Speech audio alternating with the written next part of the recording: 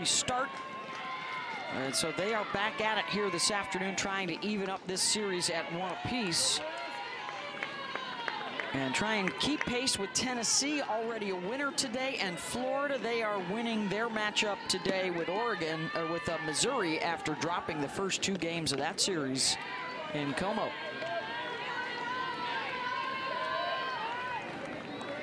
Amari Harper to lead things off. 2 for 4 yesterday in that leadoff spot.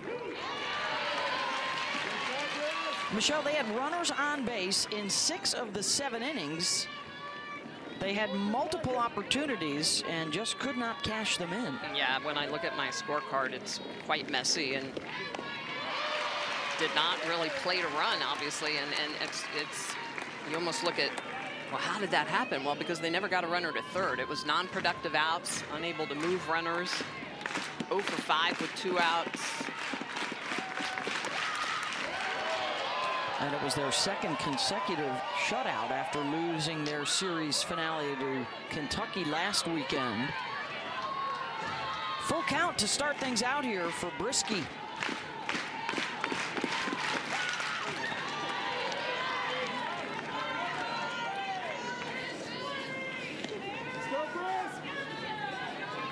Yeah, Beth, when you go back and you look at those games, it's all the situational stuff, and it's the one thing that Alabama did right when they did have those runners on. Butcher got that big hit. Harper slices that one the opposite way. Jenna Johnson is there, 1 down.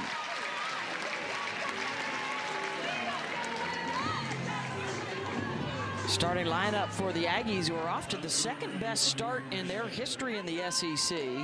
Jasmine Hill in the 3 spot in that batting order. She is top 10 in the league in average runs, on-base percentage, walks.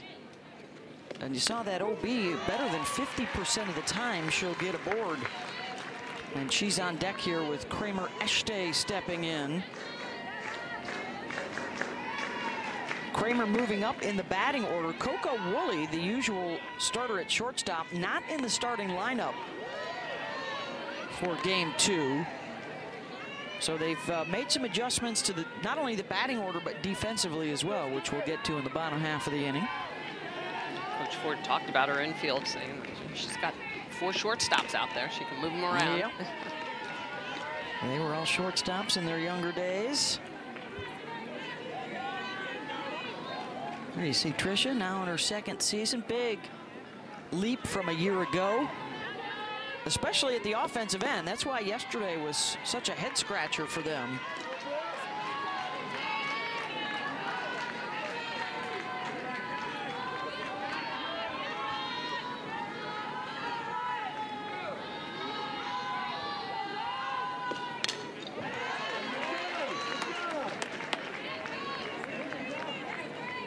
Echte, the junior out of Brenham, Texas, a transfer from Louisiana. She was 1 for 3 yesterday, struck out a couple of times.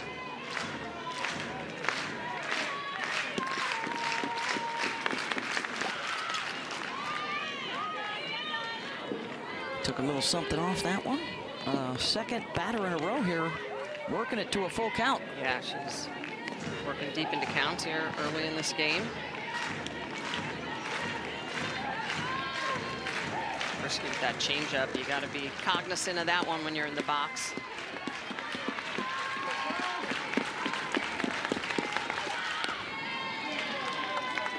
Ball 4, Echte draws the walk. Let's get a closer look at Jocelyn Brisky. She throws with good velocity, rise ball in the outer half, the lefties inside to righties, but it's really good low in the zone with the drop ball that she can attack on that glove side. Very comfortable on that outer half to righties, but she'll also go upstairs as well, outside to right-handed hitters. And if you take a look at her heat map, you can really see that she likes to hammer that glove side, so that's into lefties, outside to righties with that drop ball, and it's out distributions, and then she will. There's a strike. Here is Hill. Hottest batter in the lineup for Texas A&M. She was 0 for 2 though yesterday.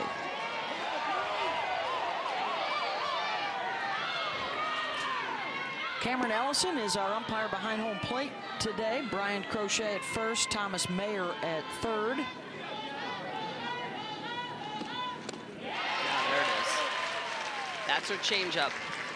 She throws that about 53, 54 miles an hour, and you know what's impressive, Beth, is she throws it for a strike about 75% of the time. She is lethal with that pitch. 2-2 to Hill. Jasmine has 9 hits in her last 8 games.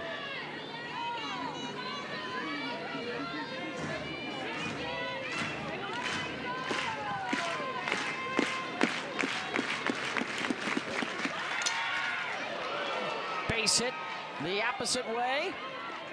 And rolling on into third is Eshte. Runners on the corners for the Aggies. Well, that's just elite hitting by Jazz Hill. You might fool her once on the changeup, but you come back to it again, and she'll probably beat you with it, and she does just here. This pitch right down the middle, slightly elevated, and Jazz notices it's a changeup. She keeps that barrel back and just drives it the opposite way. You can see that she's going to hit that through to right side.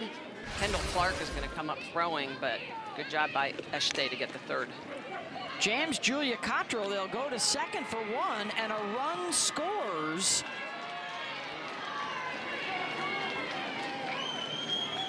Boy, and that's a slow developing play. That's probably a different bag that Broadfoot needs to go to. She's got an opportunity at home because Eshte was not running on that jam job. But trying to turn the double play with the right-handed batter up, I get it, but you're just not going to get Jazz Hill, who runs very well. Cottrell, no opportunity to get her, so they do not pick. On with 1 out for Trinity Cannon in the 5 spot in the order as Patrick Murphy looks on.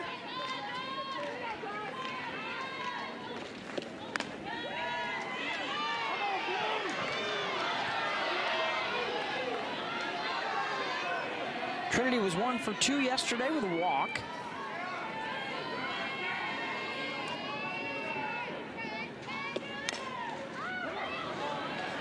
And that drops inside the line fair.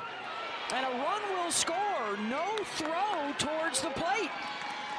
I think Kendall Clark thought that was a foul ball. Well, and you know, Beth, that's a error that you just can't make. That's a mental error, knowing that you cannot wait for the umpires to make that call. You have to assume that it is fair, and the second that it drops, you've got to be thinking, runner at second, I need to get this in.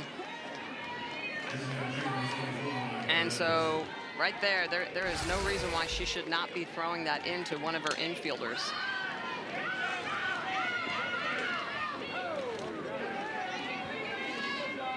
So the RBI single for Cannon that scores Hill. 2-0 Aggies. Cottrell makes it all the way over to third, so it's another first and third situation for the Aggies. Maya Perez, who gets the start today as the designated player. 214 on the season and just 28 at-bats so far this year.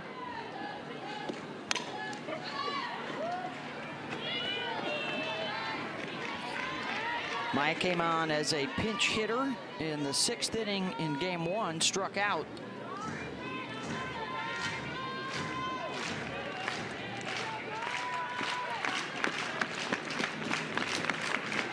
Here's the 1-2. 2 down. First strikeout for Brisky. Brisky's going to go upstairs, takes a little bit off of this rise ball, just gets Perez out in front of it. Foul tip into the glove. Good job by Valentine to hold on to that.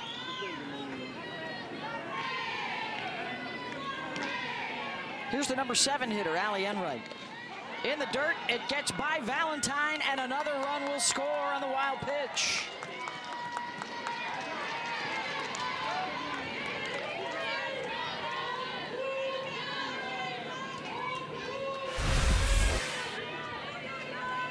Drop ball down and inside, and it's just going to get away from Valentine. Doesn't get her body in front of it.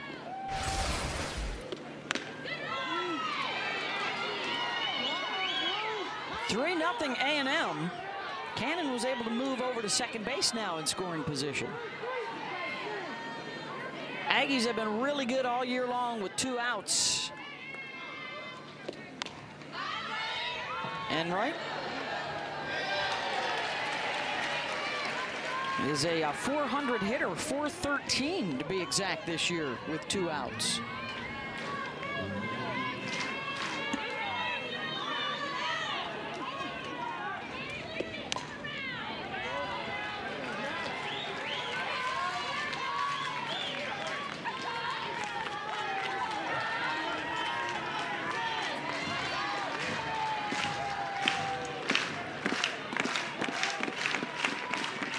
Two pitch.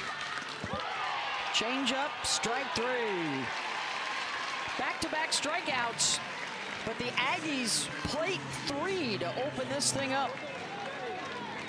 Brisky has one of the best changeups around. She throws a first strike 75% of the time. This is a changeup coming in. It just freezes Enright. Second big strikeout for Brisky, but a couple of mental mistakes for the top. Things off, it's the exact same lineup for game 2 as in game 1 for Bama. So a couple of left-handers to start and then all righties after that. And now we've, is it an equipment issue with the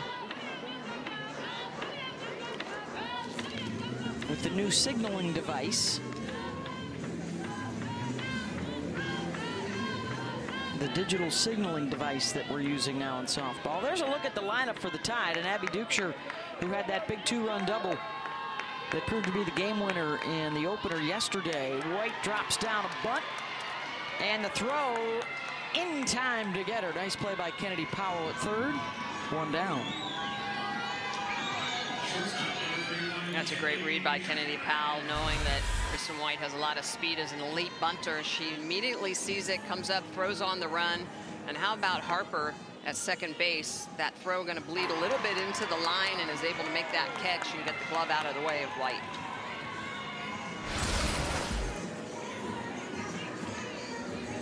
Oh, now a conversation going on around. And up on the inside of that batter's box as well. Sophomore out of Trussville, Alabama, ended a 5-game hitting streak yesterday, went 0 for 3.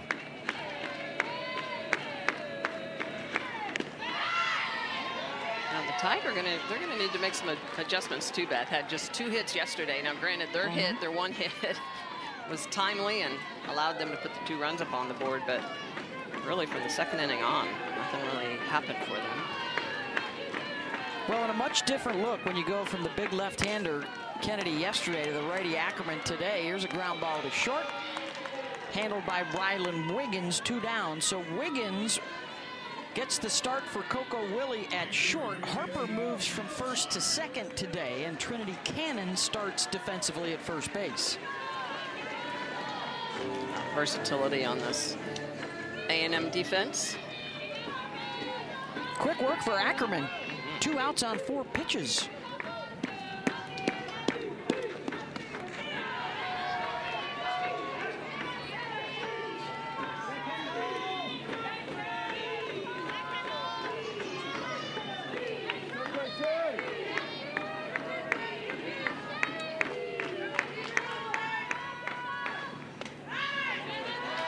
Bono misses away to Kendall Clark, junior out of Humboldt, Iowa.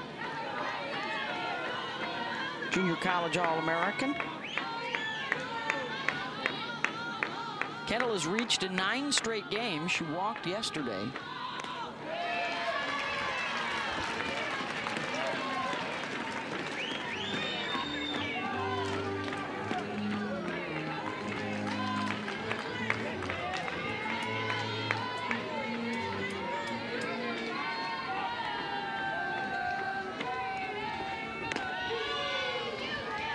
Taken on 3-0. One thing that Tricia Ford has really done with the pitching staff is made them work on throwing to both sides of the plate, one-dimensional.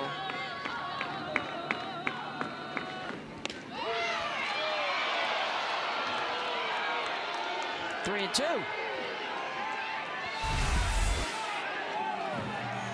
Clark thinking this is low. It's a good pitch. It's the top of the knees and it starts to drop down.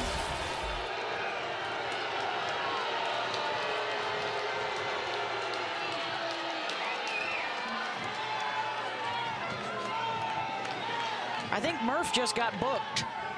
Received a warning from the umpire for arguing balls and strikes here early on.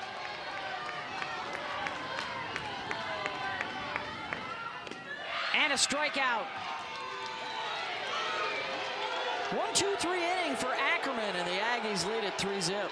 Ackerman had an opportunity to keep some of those runs off the board, Beth, and you're right, not physical errors marked up on the scoreboard, but a couple of mental decisions or mental errors that helped the Aggies plate 3 runs.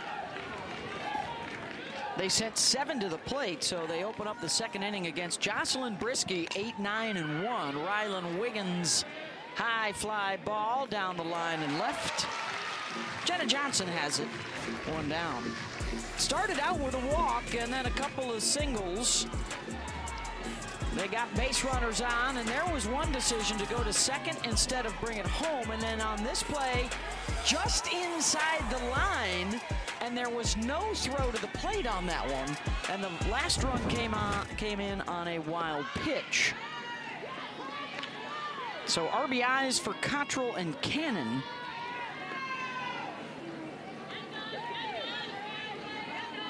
And here's Kennedy Powell in the 9th spot in the order. Grounded out a couple of times yesterday.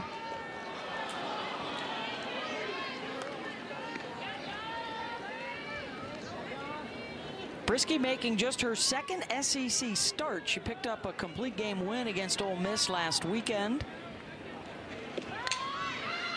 Put some pressure on the defense here with the bunt. And it's a good one. Powell is safe at first, and Hevlin may have gotten injured covering the bag.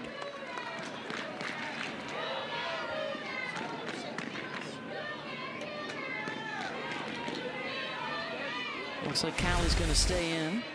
Powell with a lot of speed, and see Hevlin.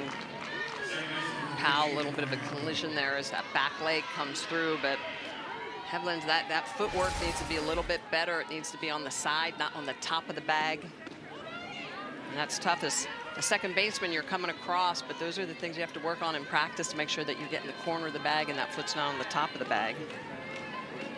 We're getting closer, Smitty, to the double first base.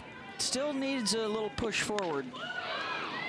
That came inside on Amari Harper, and she's hit by the pitch. So a rough start here for the Tide, and Texas in that first inning. So Johnson is on her 14th relief appearance of the year. And she'll step right in with 2 on base facing the heart of the order.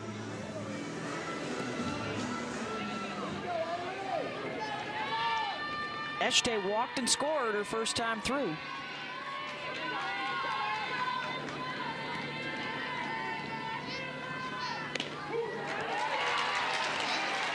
Kramer batting .316 on the season with runners in scoring position.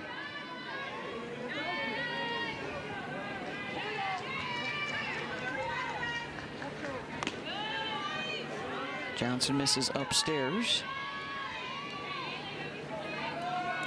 A lot of different places to look off Johnson. First pitch drop ball, second pitch rise ball, out of the zone.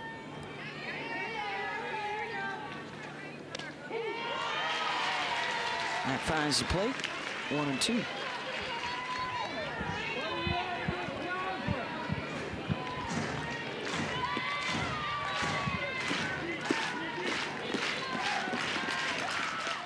Got her out in front of it. There's the change, 2 down. Well, with Ailey Johnson, it's really hard to sit that pitch because she throws so many other pitches well. So a couple of drop balls, rise ball in that at bat. But there it is, the elite changeup at about 54, 55 miles an hour, and it's got such great spin that it's so easy to be early on it. She gets Eshte for a big strikeout. And now Jasmine Hill singled and scored in the first. Waited on a changeup from Brisky and sent it the other way. She saw 2 from Brisky in that at-bat, made the adjustment.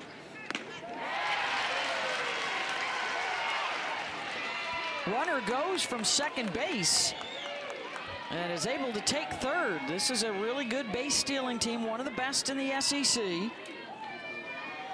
And Kennedy Powell now 60 feet away at another 1st and 3rd situation. Runner was going from 1st on that swing. That's where everybody needs to be on their toes defensively. Bailey Dowling at 3rd and Kenley Cahalan at shortstop need to be communicating on who's covering the bag.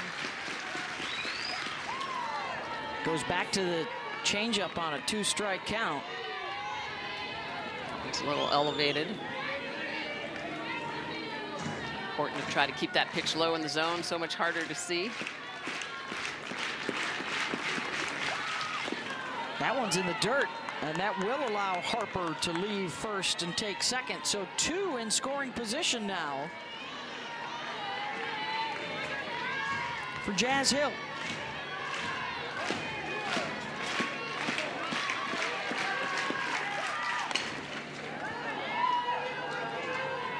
Foul down the left field line. 3rd changeup in a row to Jazz Hill.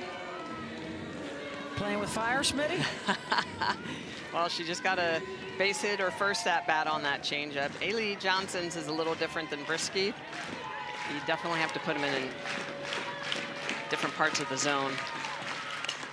3-2, base hit through the left side. They're going to try and score both. Here comes Harper to the plate. It's cut off. And the throw down to 2nd, not in time to get Hill. Jazz Hill is just an elite batter. Doesn't matter what you're throwing her, she can barrel it up. That's a screwball in the inner half, and she just gets her barrel to that ball, punches it through the 5-6 hole, and with both runners advancing, opportunity to plate 2 runs, they do it. Easily gonna score. Powell and Harper coming in from 2nd. Texas A&M looks like a different team offensively today already in this early game. 5 runs through the first 2 innings for the Aggies, and they're looking for another one. Here's Julia Cottrell. Had the fielder's choice RBI her first time up. Now, the 3-2 counts have not been kind to the Tide. They've lost most of them in this game so far. Kudos to Texas A&M for winning those 3-2 counts.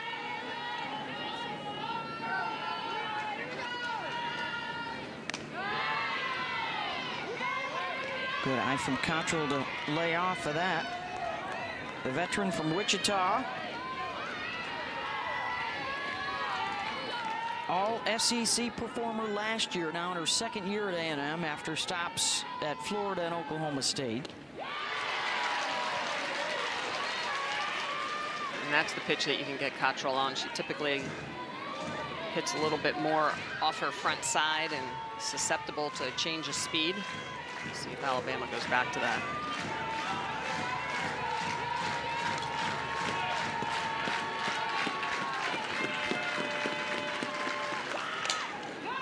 Cottrell to short, backhanded by Cahalan. It's a high throw. Runner is safe.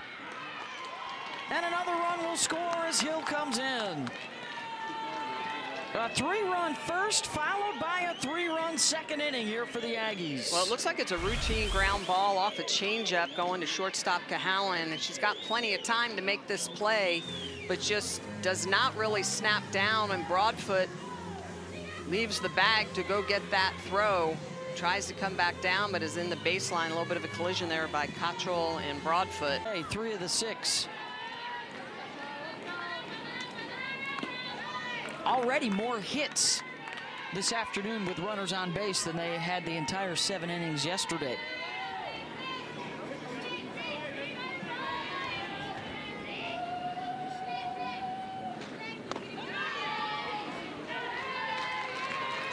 Well, early game yesterday, Beth, so I'm sure that Texas A&M went back and looked at a little video and were studied up knowing that there's a chance that we're going to get Brisky or Torrance or Johnson on this pitching staff for Alabama after seeing Kayla Beaver yesterday.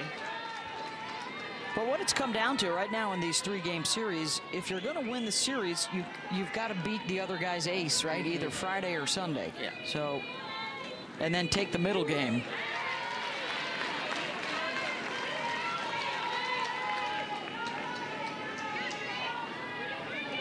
Alabama a winner in game 1, and the Aggies in charge today. Look at the difference. And another freebie as Trinity Canyon draws the walk, and that will push Cottrell into scoring position. Boy, the 3-2 counts have just piled up for Alabama, and they have not won any of them. A walk, a couple hits, an error, and now another walk on the 3-2 count.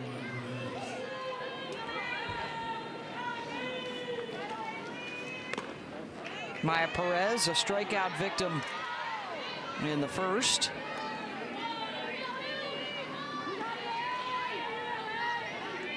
Sent 7 to the plate last inning. This is the 8th plate appearance this inning.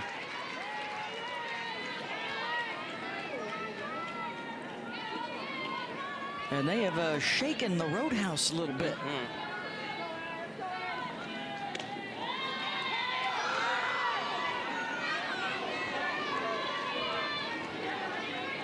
Tennessee and Arkansas winners today. LSU, Georgia, Mississippi State all losers today amongst the top 8 or 9 in the league.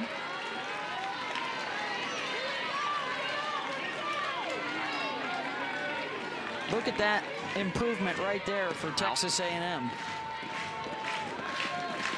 It's both of them, runners on and risk.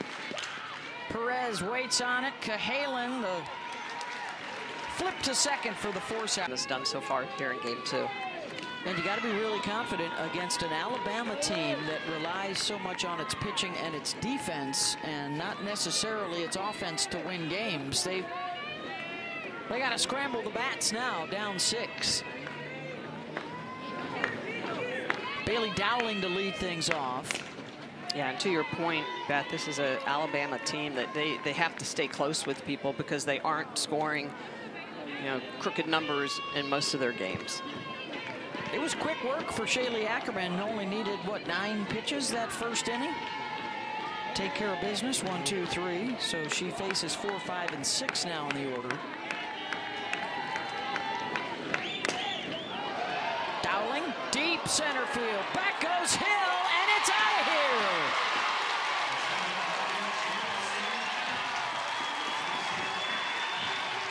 Well, and that's exactly what the Tide needed to put some energy back in the Rhodes house.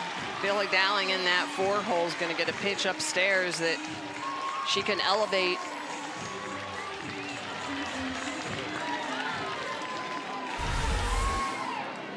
She tattoos this one. It's a curveball in the outer half that is just stays up and stays in the zone, and it just gets smashed the opposite way. Billy Dowling in that 4-hole. Exactly what they needed. That's her 3rd home run of the year. Gets the Tide on the board. Here's Emma Broadfoot.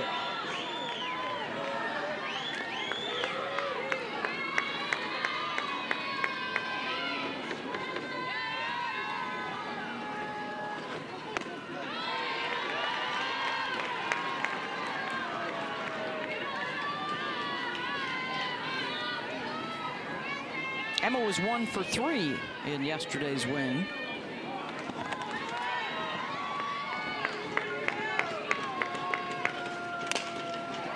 Chops that to short.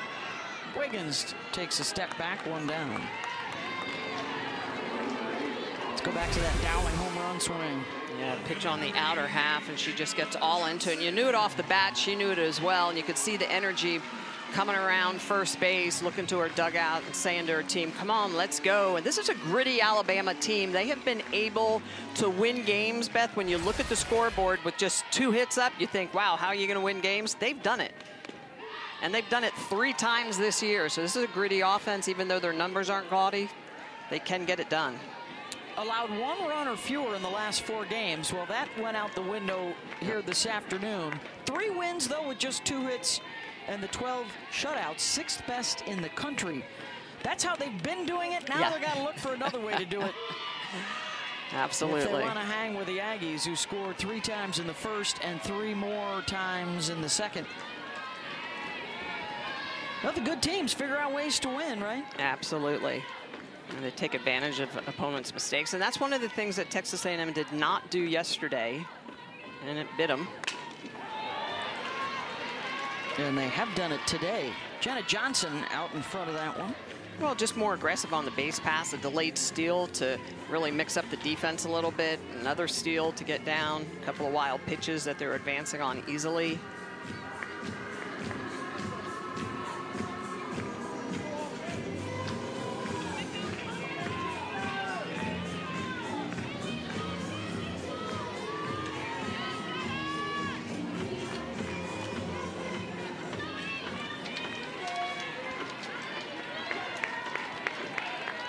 Got some activity now out in the Aggie bullpen. 0-2 pitch here from Ackerman.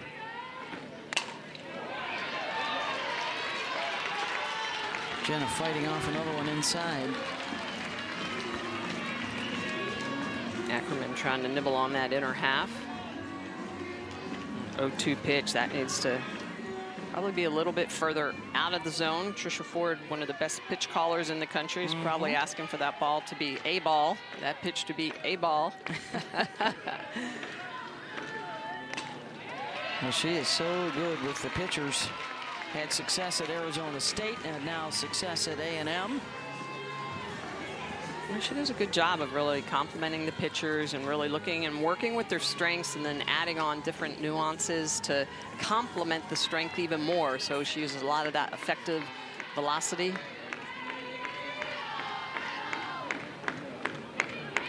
Still 0-2. There it is. Every once in a while, you need the non-competitive pitch to set up the next pitch. Hit the ball. Hit the ball.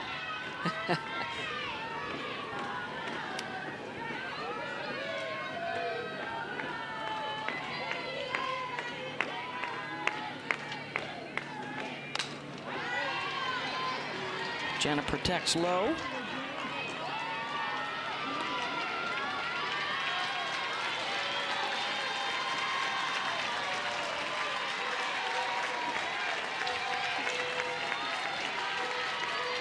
Seventh pitch of this at-bat. In the dirt.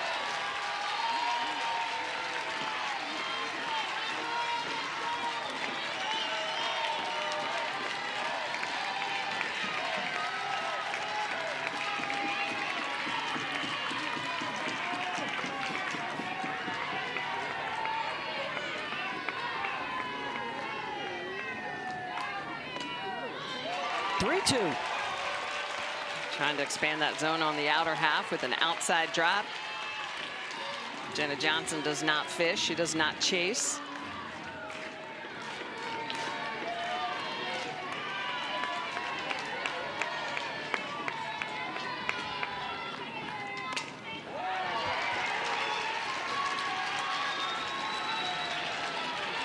Good duel going on right here.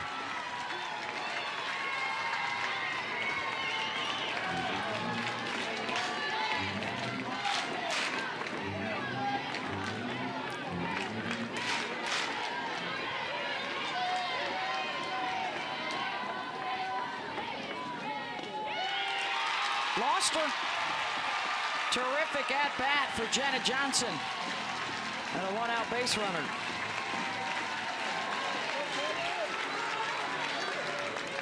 Seven pitches in, it was a 1-2 count. Fouling off so many of those 0-2 pitches. Working that all the way back for a walk. That is an outstanding at-bat. 10-pitch at-bat for Johnson to draw that walk. Now here's Callie Hevlin.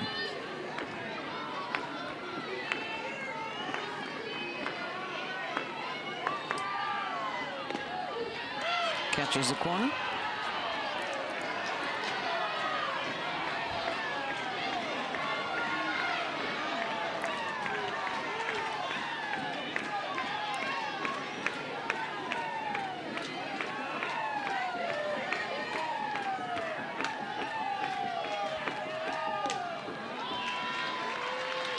Out the way, 1-1.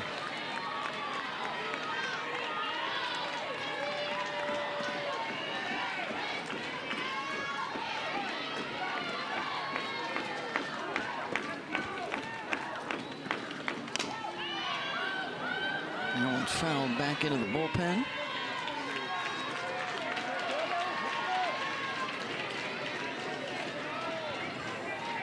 Home run for Bailey Dowling to lead off this inning, bringing the crowd back into it here at the Rhodes House, and Bama trying to pass the bat.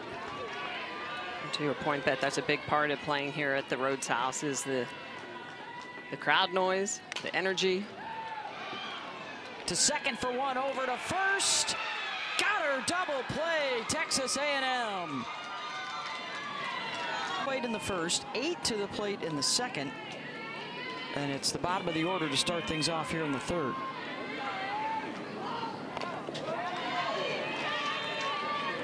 Allie Enright struck out looking at a changeup her first time up. That was against the starter, Jocelyn Brisky. So her first look at A. Johnson, who came on in relief the last inning. Faced 5 batters. Enright gets a hold of one. That's back, headed towards the scoreboard, and off of it and out.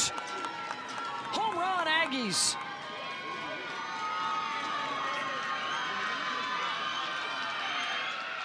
Allie Enright gets all into this pitch. She just tattoos it. 1-1 count, and it really comes down to this location. This ball is right down Broadway, and look at what happens. Valentine sitting out on the outer half, and that ball bleeds right down the middle of the zone, and Enright just completely mashes that ball. You could tell off the bat that was a no-doubter. 9th home run of the year for Enright. 4th in SEC play for Allie. 7-1. Texas A&M. Well, and you felt like, all right, Bama got on the board with a solo shot, and then Texas A&M just takes the air right back out of them by hitting their leadoff solo shot to start their inning. What a change from game 1 to game 2 for the Aggie hitters. Well, after the shutout yesterday. They're just more aggressive, Beth. You can really see it today. They are getting in leverage counts. They're attacking early, so when they are in those 3-2 leverage counts, working deep, fouling balls off, they are in control of the AB.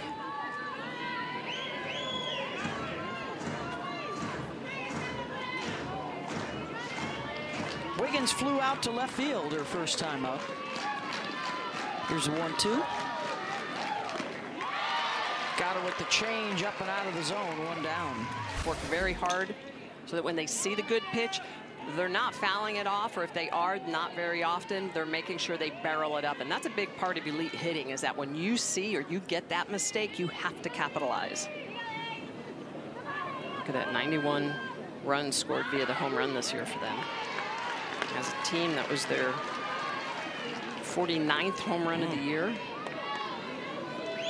7 of the 9 have already reached at least once.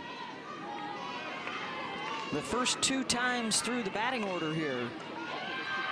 Powell pulls that one foul. That's Abby Dukeshire, the defensive replacement there in at first base.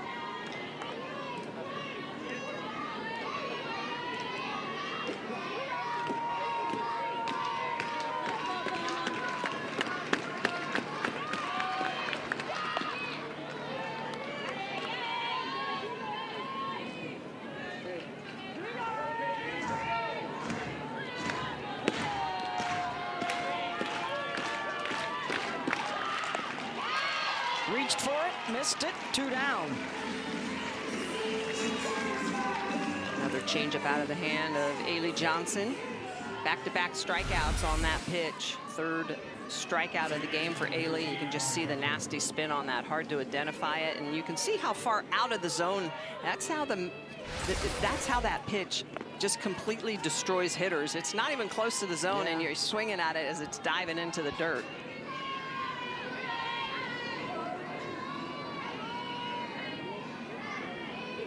Here's Amari Harper hitting for the 3rd time already. A fly out in the first, got hit by a pitch, stole a base, scored in the second.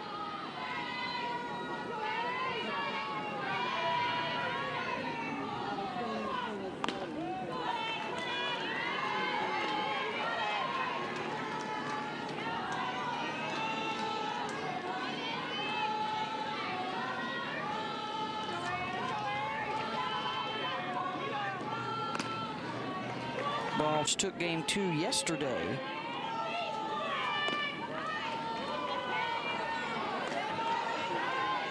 Another big weekend around the sporting world. Of course, the Masters today, the final day of the NBA regular season. Got the WNBA draft tomorrow. If you haven't seen Caitlin Clark on Saturday Night Live, get out your social media and check that out. She's quite the jokester. She was talented on the basketball court.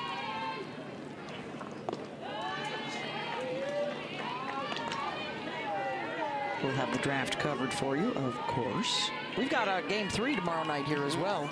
Mic'd Up Monday over on the SEC Network, followed by the Bama SB softball documentary.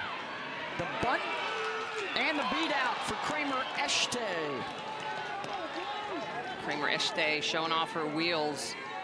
A lot of speed in that 2-hole. She's going to read the defense. She sees how deep that Bailey Dowling at third is playing, knows that the only opportunity is really for Valentine to come out from behind the dish, and she does. So Valentine has to take this ball and comes up with that speed, easily going to beat this out. Moves Harper into scoring position. Hill gets under that one. White calling for it, and she's got it. But another run across and a boomer off the bat of Allie Enright in the thick of the race. And as the score stands right now, this will look even better. 7-1. They've scored in all 3 innings. And the scoop at third, Kennedy Powell taking care of Dukeshire, 1 down. It's 8-9, and then the top for Bama. Well, this is an Aggie team that is much improved. I mean, Tricia Ford, we showed all the numbers, really the way that she's gotten this team to buy in. I think, you know, even if they weren't to win the regular season this year, Beth, this is a huge year for them. It will be interesting to see if this momentum will carry over into the SEC tournament, where the Aggies have struggled since joining the conference. I think this could be their year to do some damage there. They were picked to finish 12th last year. They finished 7th. They were picked to finish 8th this year in the preseason, and right now alone in 3rd place. And then at the tournament, never been to the semis, never been to the finals. But Tricia Ford and company hoping to change that. And also hoping to stay at home for the first couple of weekends of the NCAA tournament as a host. It'll be interesting selection Sunday when these results come out. Only 4 weekends, 4 weeks from today. Yeah. We'll have 2 hours of coverage for you. Selection Sunday night. The bracket reveal. If you just talk about RPI, which is a big consideration for the selection committee, not the only one, but right now there would be 7 SEC teams that would host regionals. And it may come down to picking from 2 or 3 SEC teams as to who would be hosting super regionals. Yeah. They're all right there on that bubble. Valentine, fly out to center, 2 down. When we talk about RPI, here's your top 10. Texas is in the top spot. And there you see the SEC teams all lined up. LSU and Georgia, that might change after this weekend. And then here would be your Supers bubble. The top 8, if they win at home in the regionals, they would stay at home for the Supers. And OK State, Tennessee, Missouri, and this A&M team. Well, Missouri just kind of been flying under the radar as well, having a good year. Huge series win over Florida. First time in 10 years. Yeah. Took 2 or 3 this weekend. You know, to me, this is an unpredictable year. Anybody can beat anybody. It comes down to execution. It comes down to situational hitting, and then good arms in the circle. Being able to make pitches. Are you winning those 1-2 counts, those 3-2 counts? You know, the 1-2 count is important because as a pitcher, it's all about pitch counts these days, and how many times are you allowing batters to see you? The more batters you retire efficiently, the less times they get to hit through the order.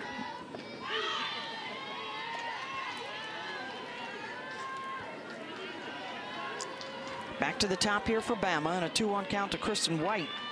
Their lone run, a Bailey Dowling home run in the second.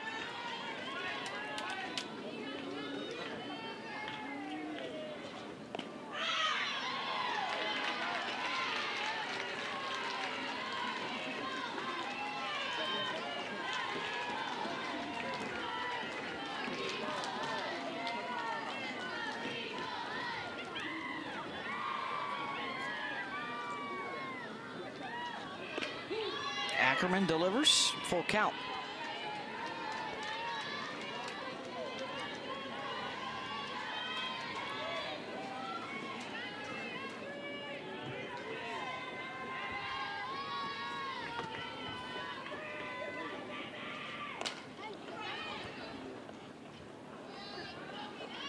Foul ball.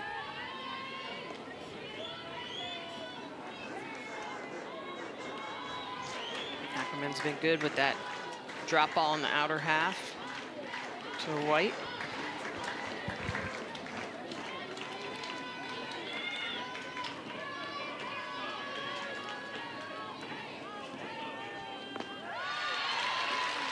Still some questions about who will go 2, 3, and 4 behind Clark.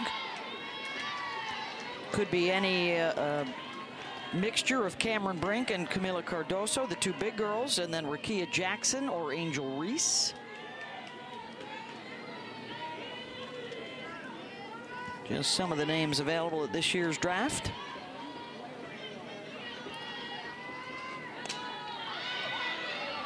Cahalan fouls it out of play.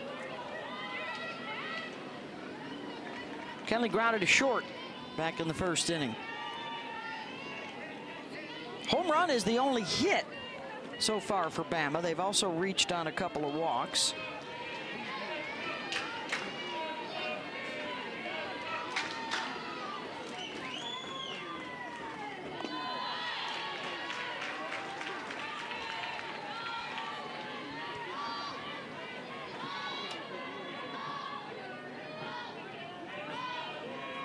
Second time through the lineup, see what adjustments they can make against Ackerman. See if they're hunting different pitches. Cahalan right back up the middle. Harper goes the short way to Wiggins to get the force. A walk and one. I felt like we were pressing. I feel like our heads were kind of moving really quickly instead of kind of slowing down, figuring out what the situation calls for, and making us win as a team versus trying to win as individuals. And so we spent a lot of time, we had a lot of time the last 24 hours to kind of get things reset. Yep. And Coach Shaylee Ackerman is doing a good job in the circle. She got some help with a double play from the defense. Yep. What do you tell your defense and your pitchers once you have a lead like this? Just go out and throw with confidence, right? You know, this is a game of failure, so 7 out of 10 times they're not hitting the ball. So pound the zone, let our defense play, and good things happen. Thank you very much, Tricia. All right, take care. Thanks, Coach. The 7 runs on 6 hits, so everybody has been getting involved today. Yesterday, 8 lobs, and they were scoreless. Today, they've scored in every inning. They're hitting with runners on. They're hitting with runners in scoring position. They're hitting with 2 outs. Well, and I think they're hitting, Smitty. They're hitting. They are hitting often, and all of them, right? They're passing the bat. It's the consecutiveness, right? We talked about it yesterday. They didn't even get a runner to third base. I mean, my scorecard was, you know, was muddied up, but there's just no marks going to third or home. Like they say, you can't score unless you touch all 4, and if you're just hanging out at first and second base, it's going to be a long day.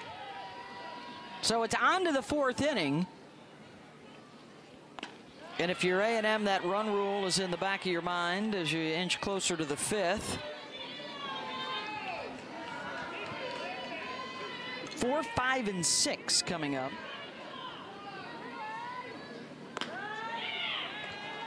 Cottrell lays off the change up out of the zone. Drove in a run in the first on a fielder's choice, and another run scored with an error in her at-bat in the second.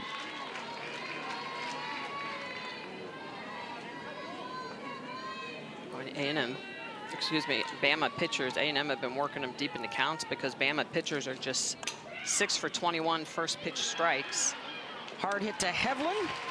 picks it up on the second chance, 1 down. And so when you're working from behind, that's what happens. You give up a lot of hits. You give up a lot of hard hits to your defense, who then potentially can make mistakes. So Hevelin, a good job of handling a hot shot at her. But that's what happens when you're constantly in 3-1 counts, 3-0 counts, full counts. Here's Trinity Cannon. RBI single in the first, and then walked in the second.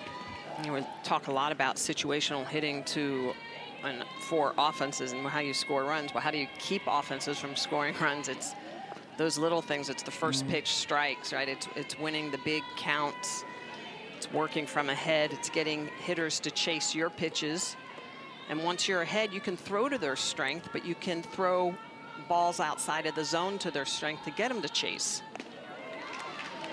Those misses sometimes just as important as those strikes.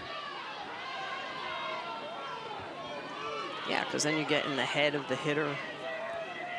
You just love that, don't you? Oh, yes. Thank you. You gold medal winning pitcher, you.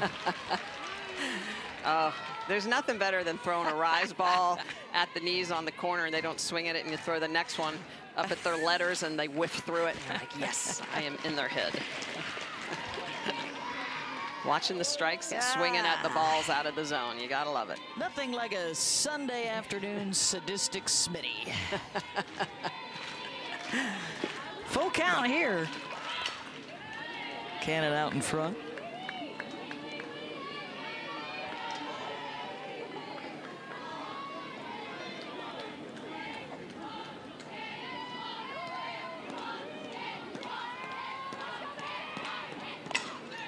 Ooh.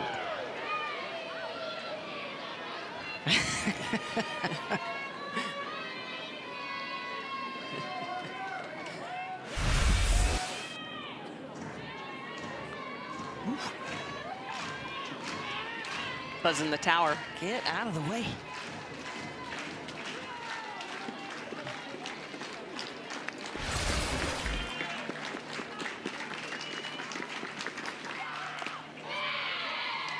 Good at-bat for Cannon, draws the walk.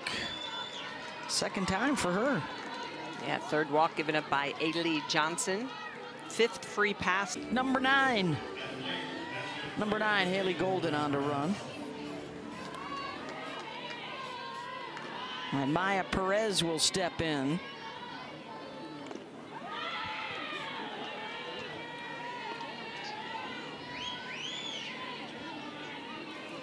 Struck out in the first. Ground out in the second.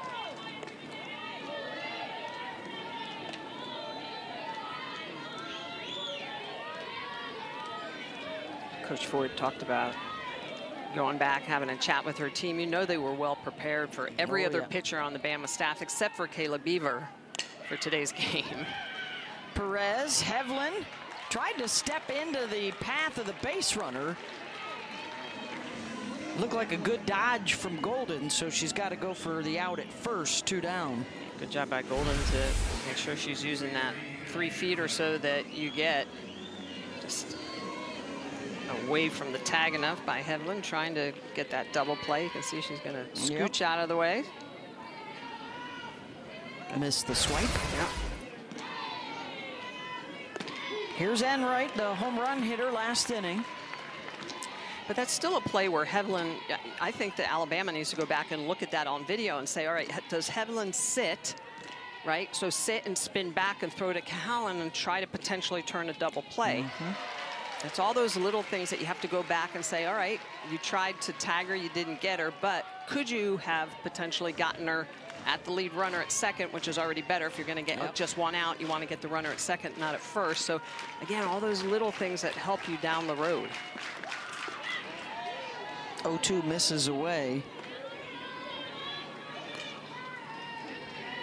This is when they've been at their best with 2 outs and a runner here in scoring position. Enright just got under that one. It'll send Johnson back to the track. Stays in the yard.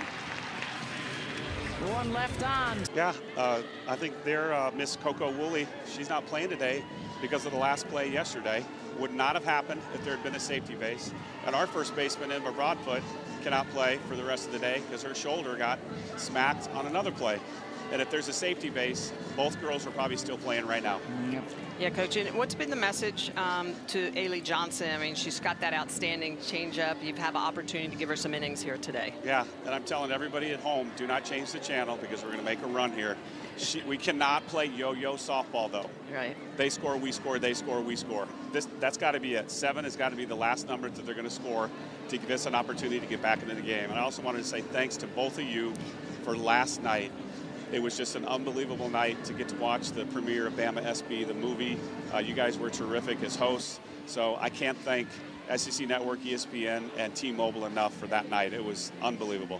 Thank you so much, Patrick. Yeah, thanks for being here. Our pleasure to be a part of the big game. Check it out tomorrow night on SEC Network after Game 3 of our Mic'd Up Monday series as that flag flies underneath Old Glory out in right center field here in Tuscaloosa, the very first SEC Softball National Championship.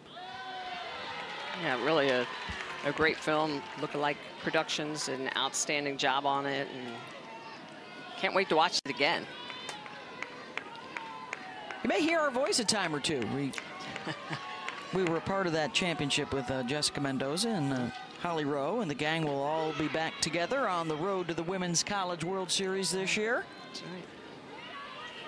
3 weekends to championship week, 4 weekends to Selection Sunday. So for these SEC teams, Aggies have 2 season series left. Alabama has 3 in the SEC. Still a lot to be decided with the defending champs Tennessee in front of Florida and Texas A&M. And wouldn't you know it, Florida and Texas A&M play the last weekend of the regular season. There you go. I love it. Tennessee still has 3 series remaining as well, including one here. Yeah, next weekend, LSU comes to town. That'll be a big one for both Tennessee. Yeah, LSU, Tennessee, national television next weekend. Florida, Georgia in 2 weekends. Yep. Bedlam in 3 weekends. Ooh. Into the mayhem. I thought the mayhem was starting this weekend, actually. It did. On Friday. night. This week, 7 of the top 10 teams have lost. 6 of them on Friday. And a couple of Wednesday game losses, midweek losses.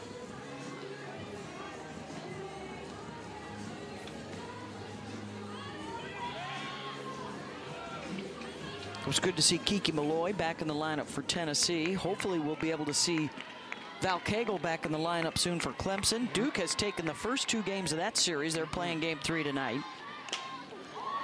Kendall Clark out to center and back to the track. Jazz Hill has it. 1 down. Here was the carnage, Michelle. In the second, the lone run for Bama on the board. Oh, I love that. She goes right back to that corner that she missed on to Dowling, and Dowling just tattooed it. Trish Ford came out, gave her a little bit of a talk, probably a little direction.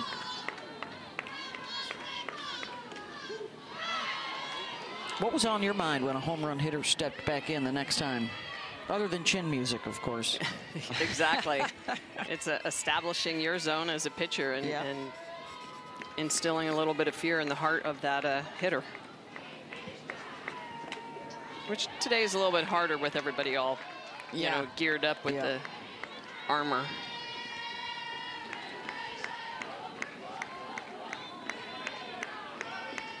But a lot of it, too, is misses. I mean, you have to throw on the fringes of the strike zone. And at this age, you know, kind of 18 to 22 age frame, you're still learning all this stuff.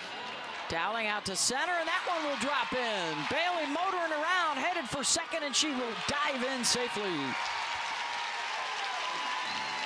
2 hits on the board, and they are both by Bailey Dowling in that 4-hole. She's just been outstanding today. She's going to get another pitch on the outer half that she goes and gets. She dumps it in front of Jazz Hill. Great effort out in center field. Just misses it off the glove. Bailey Dowling seeing that right in front of her. She's going to pick up her 4th double of the year because she sees the play. She knows the ball is down. Picks up that extra 60 feet. Dowling can re-enter. She gets lifted here for a pinch runner. That's Kinley Pate.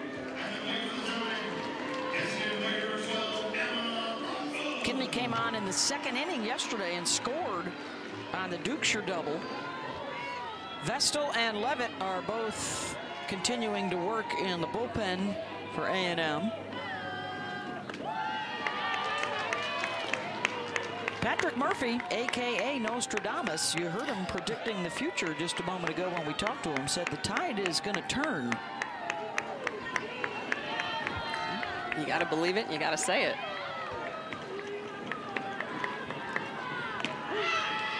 I love that about coaches, when they tell their team what's going to happen, get everybody to buy in. Murphy's been known to do that a time or two. He has taken a gamble or two.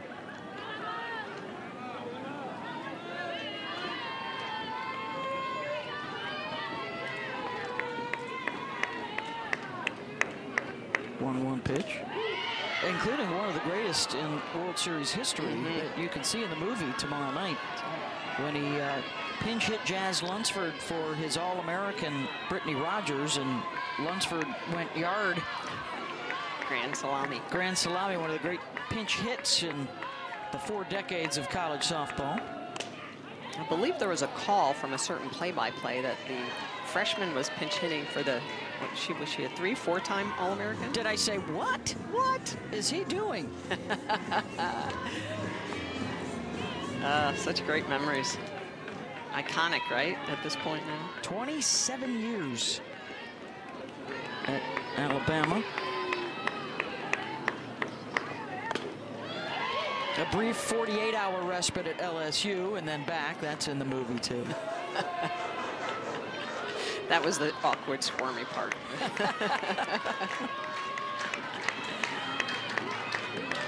Part of the setback that became a set up for that national championship. That's right. Pulled foul. Well, after Ackerman had quick work through that 1st inning, Bama has made her work a lot more. And it would appear, do we have some raindrops falling out there?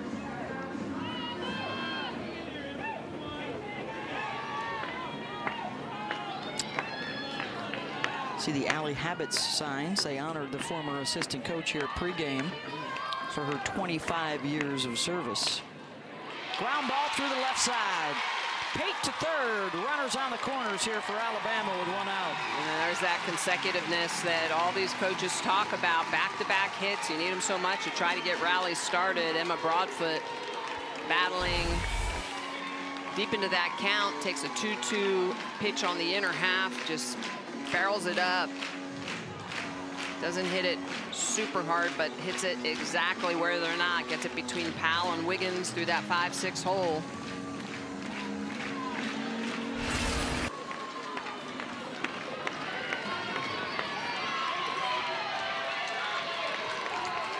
They will play on here for the time being. There's a lot of blue sky out there, except for right over the infield. Right Jenna Johnson had a 10-pitch at-bat. Her first time up and drew a walk. And there's that first pitch changeup that Levitt likes to throw.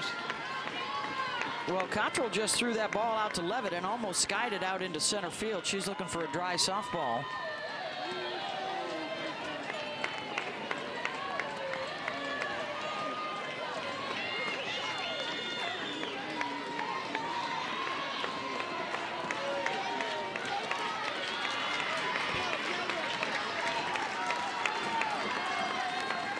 One to Johnson.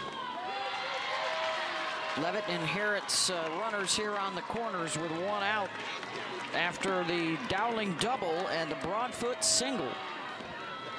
Both lifted for pinch runners.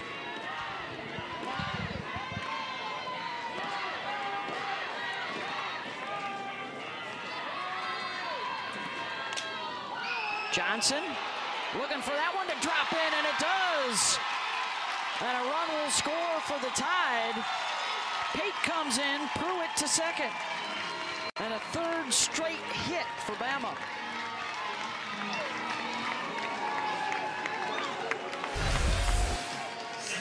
After seeing a first pitch changeup, Johnson just making adjustment on a drop on the inner half. Just gets enough of the barrel, really jammed up, but because of where Jazz Hill and Allie Enright, the outfielders, are deep, opportunity for that ball to drop in. Lauren Pruitt, good job base running for the pinch runner. That's a tough play at times because you don't want to go too far in case there's a diving catch, but you don't want to stick too close to first base and get forced out at second. She's able to make it to second. Callie Hevlin, who hit into a double play her first time up.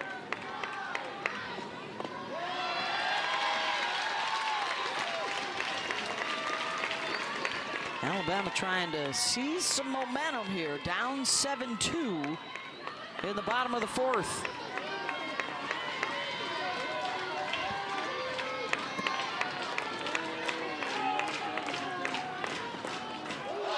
And it hits her.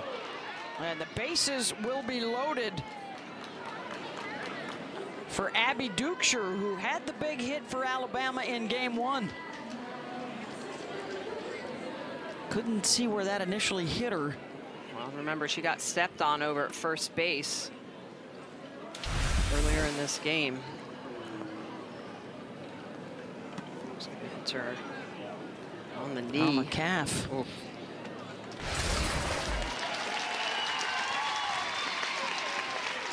They could got them loaded for Alabama.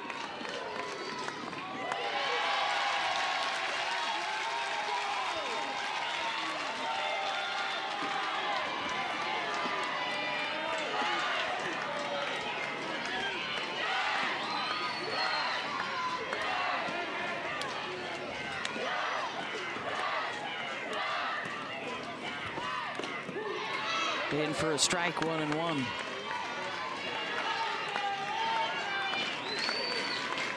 Pruitt at third, Johnson at second, Hevlin at first. A couple of singles and a hit by pitch has loaded them up.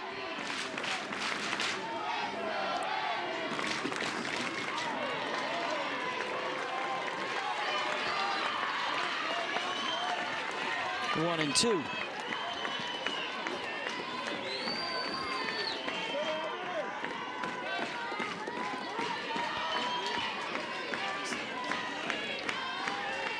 They only have one grand slam as a team this year.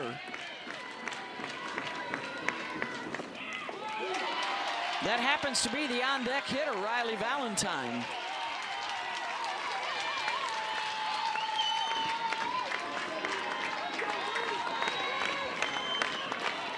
Tied on the season, 279 with them loaded.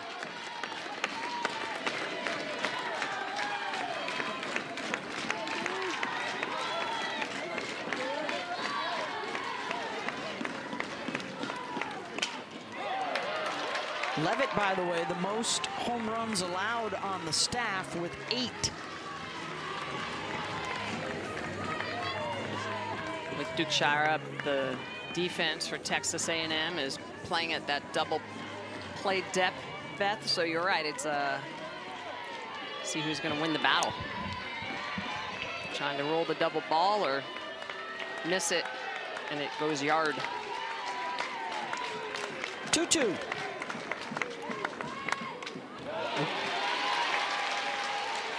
That was close. Protects on ball 3. Oh, that ball goes straight back. When that's fouled straight back as a pitcher, you know that that hitter is just off of it. It's like the warning lights go off. Don't throw it there again. Don't throw it there again.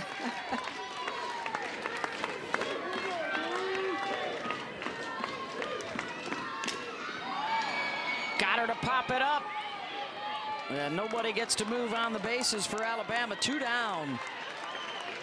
Good win there for Emily Levitt. And here comes Valentine.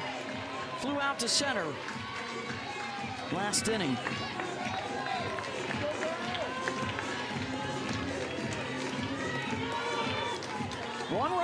on the RBI single from Jenna Johnson. Tide are looking for more.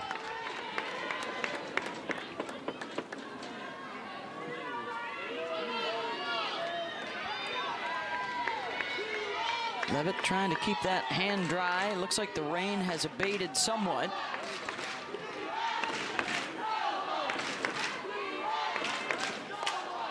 Valentine just out in front. My goodness, that went a long, long way. That went over the second rooftop. Valentine transferred over from Texas A&M. Familiar. 40 games last year with the Aggies. Former high school All-American.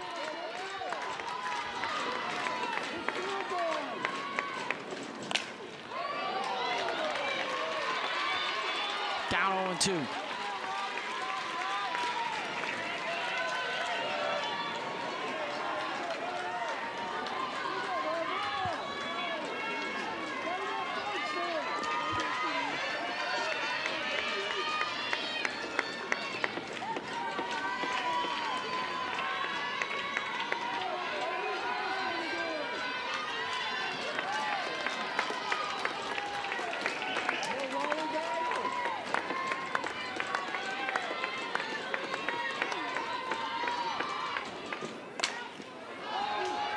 Just wide of the bag. Definitely challenging her underneath the hands. Keep working inner half.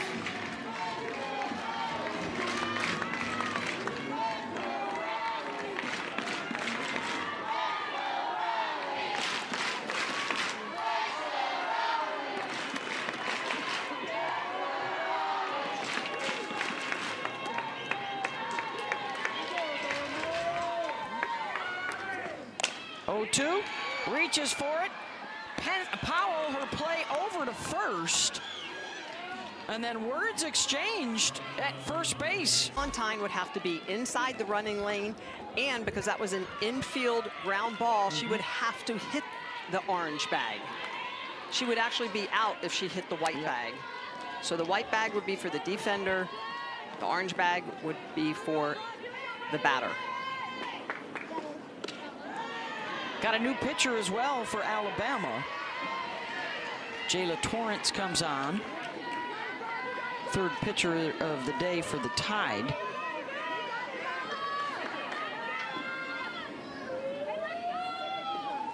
Eight, 9, and then the top here for Texas A&M. Of course, the other reason we wanted to show you that play is because Riley Valentine is still in the game as the catcher, of course. So Cannon might be stepping into the batter's box to see Riley again before the day is through.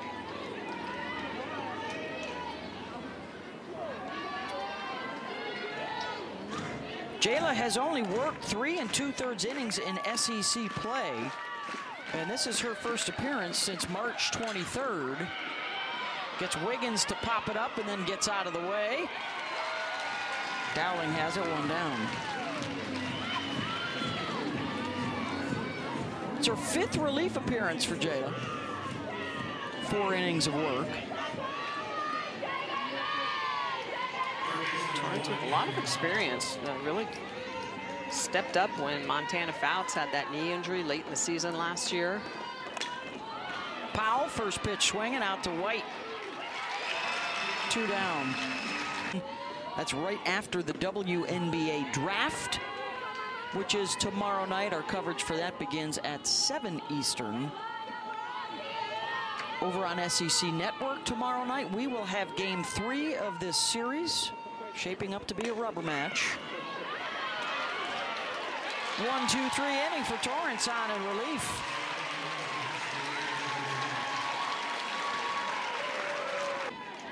We are now 4 Sundays away from Selection Sunday on May 12th. Well, 4 including, you got to count today. That's some good math. I know not to go into too much math. You're the doctor of letters. The doctor. Minor in jargon.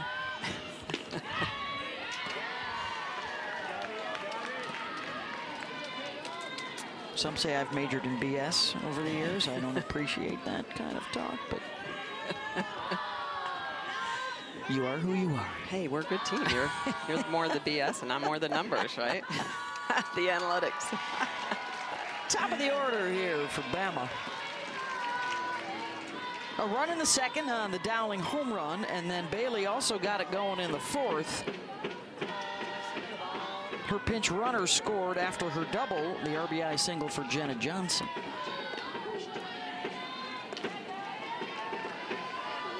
What do you think? You lean in Tennessee right now? I mean, they're in first place. They're a couple of games up in the loss column over Florida. Yeah, I am. I mean, Carlin Pickens can continue to throw like she did earlier in the year. She got roughed up in a couple of games. But I think that's the name of the game. I mean, there are some teams that will sell out and just work all week for that one ace pitcher, knowing they're going to face them probably twice, game 1, game 3. I think having Kiki Malloy back healthy is a big cog in that one. Yeah, big time. Boo Gibson's been hitting Boo. well. Boo bombs. Florida with the 2 freshman pitchers, and you know, you've got that veteran experience around them. You know, you can't ever count out Skylar Wallace. Throw down. White swipes a bag. That's a good job by White to read that ball away from Cottrell and quickly takes off. This is just all about grabbing those extra 60 feet so it doesn't get too far away from Cottrell. But White, knowing she needs to get down there, have that opportunity to take it, you got to go.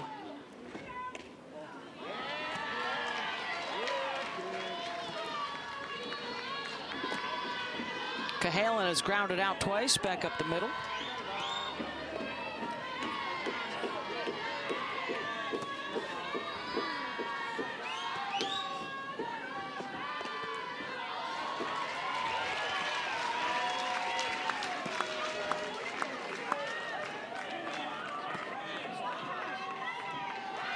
They're not going to give White the stolen base, by the way. They're going to score at a wild pitch.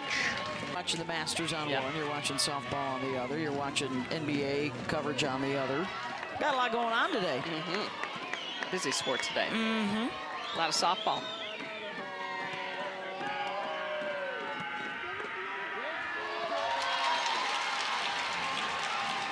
Back-to-back walks at the top of the order. It's always painful for the pitching coaches and the head coaches. Those free passes usually come around to haunt you. They have not so far in this game for Texas A&M. 2 runs are off the home run and free passes yet to hurt them. But they've given up 1, 2, 3, 4, 5 free passes so far.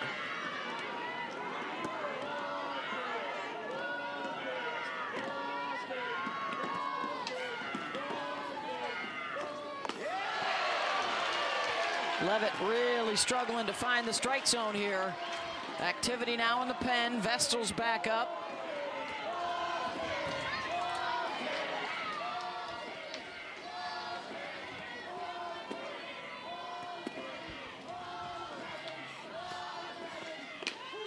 That's in for a strike.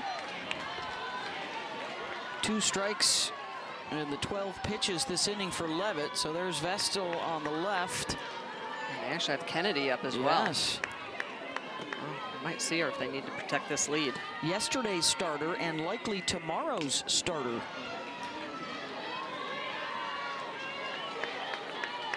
You know, this is where it's tough because you get your ace up on your day 2. She's not resting. You have to really decide how much are you going to let her be in the pen before you potentially pull the trigger and just need to use her.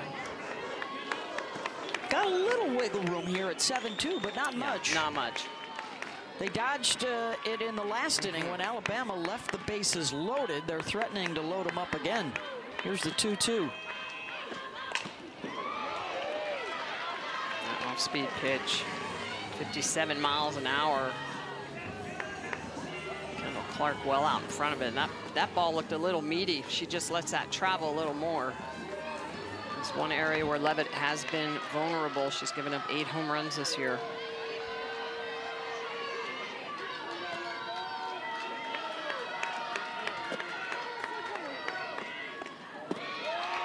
Full count.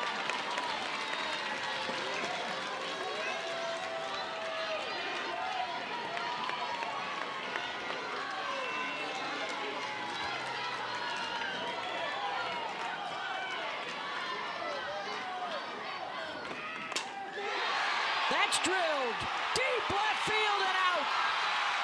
3-run home run, Alabama.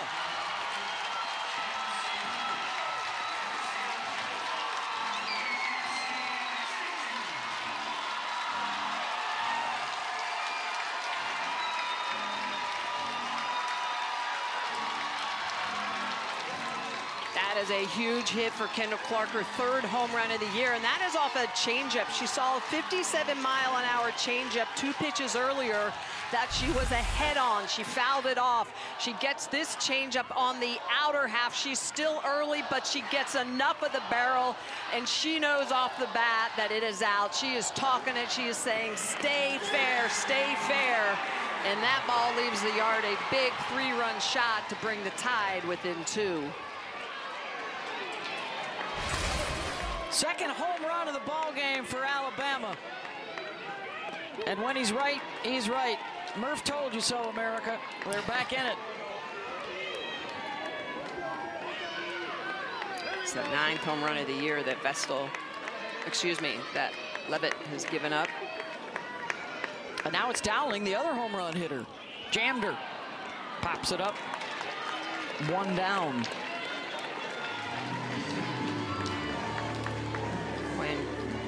There's 2 runs that come across on that home run are free passes.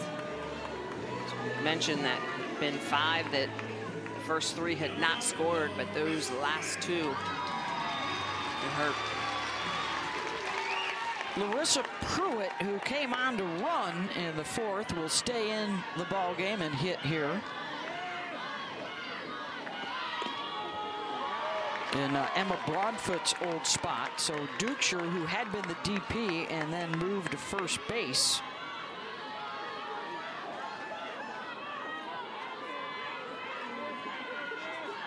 So now she becomes the DP.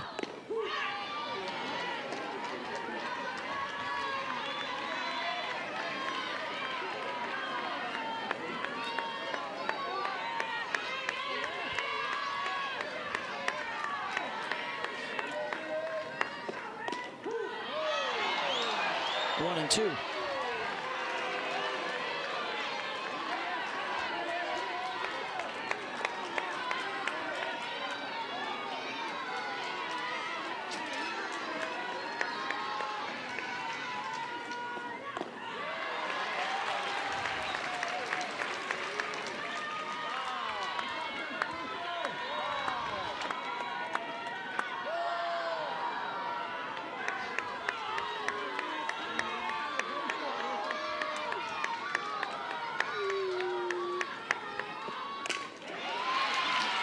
Good coverage by Wiggins at short.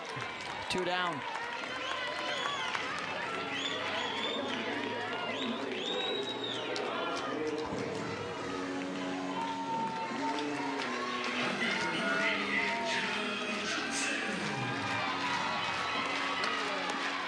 Jenna Johnson walked in the 2nd and then an RBI single in the 4th. Big 3-run inning here for Alabama to tighten things up.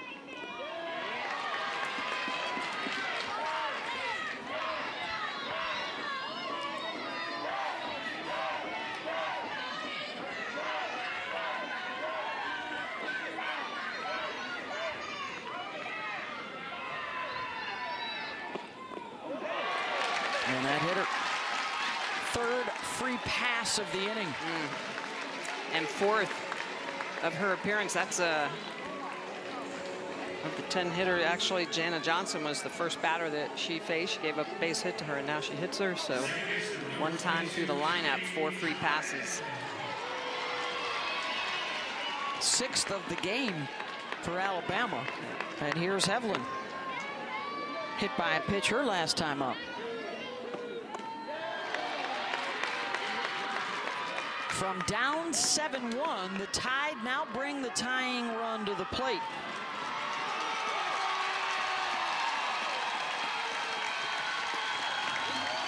Runners on base, free passes, and then of course that 3-run home run by Clark. That's what it takes. You've got to have that back-to-back, whether or not it's hits, errors, walks, free passes. Got to pass that bat.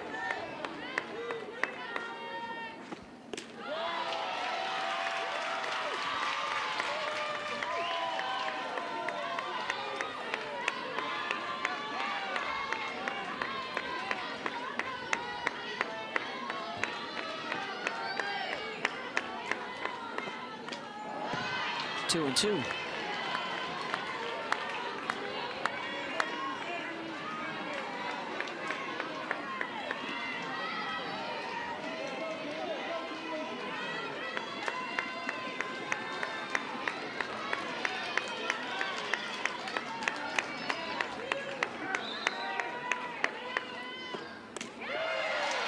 Full count. Bama just a lot more disciplined now. Know what they're hunting off. I love it.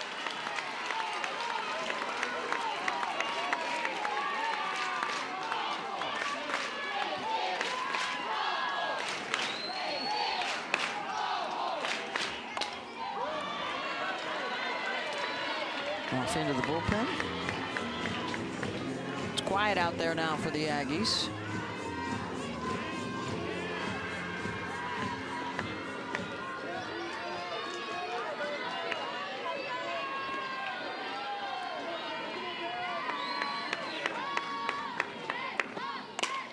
Evelyn, base knock. And the tying run is aboard.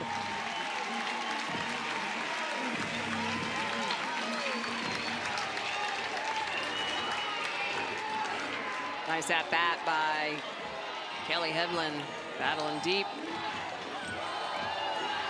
winning that 3-2 count. Changeup identified, 3-2 count, not fooled by it. Saw enough pitches throughout that at bat to be able to sit back, wait on that. Just barely gets that past Wiggins, the shortstop. And I think we're going to have a runner leaving early challenge coming up here from A&M. Ruling on the field is that the runner did not leave early. Texas A&M is challenging whether the runner left early at first base. So they will check in with the replay review. 1 deficit.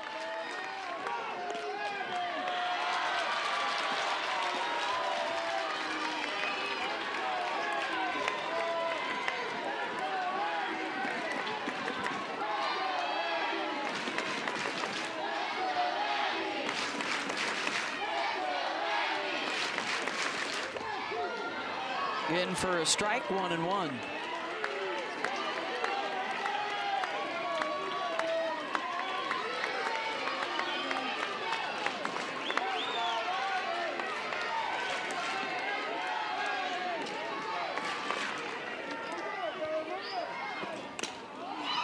Off the glove, I think, of the pitcher, and then nice play by Harper to clean it up.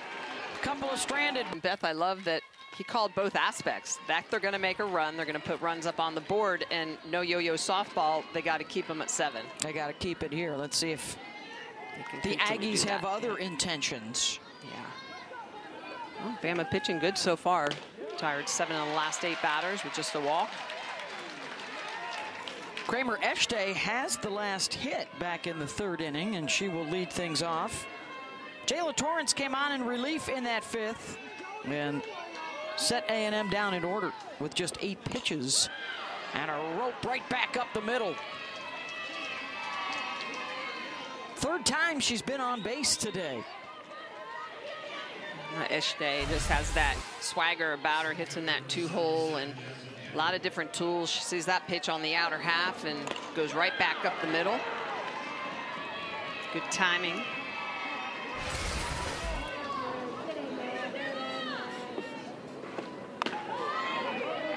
Here's Jazz Hill.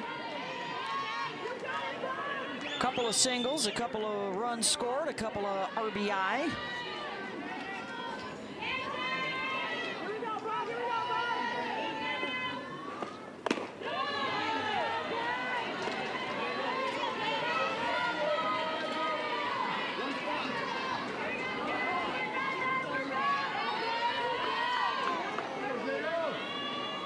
Heart of the order coming up here in the 6th for A&M.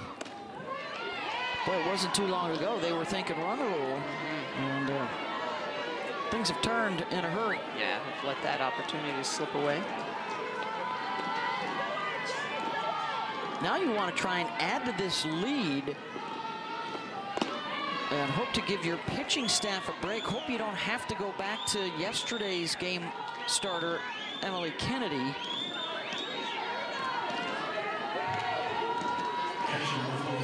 So a single and a walk here to get a couple on. This is always the response you want. Give up a crooked number. You want that offense to come out, be aggressive, get runners on base. Julia Cottrell, base hit. And it will be some yo-yo softball because Texas A&M gets right back, and now they got a runner in trouble between first and second, and a big miscue for Cottrell. And is A&M going to ask for interference right here in the rundown? Wow, that is a crazy Excuse play. me, obstruction.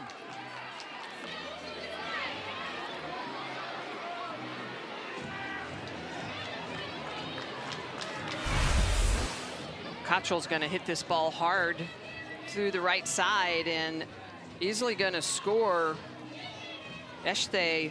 But this is a mistake by Jazz Hill. She is just walking back as Cottrell is also not paying attention. They need to see each other, know where they're at. And you can see Cottrell trying to avoid the tag. Hevlin is not involved in the play, so Dukeshire has the ball. She turns around, is not tagged, but runs into Hevlin. Are they saying that she was out of the baseline?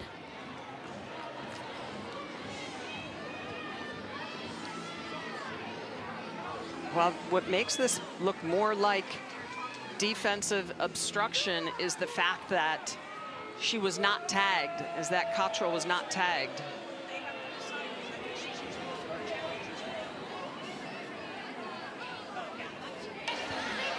The ruling on the field is an out. Texas A&M is challenging whether or not there was obstruction on the field prior to the tag.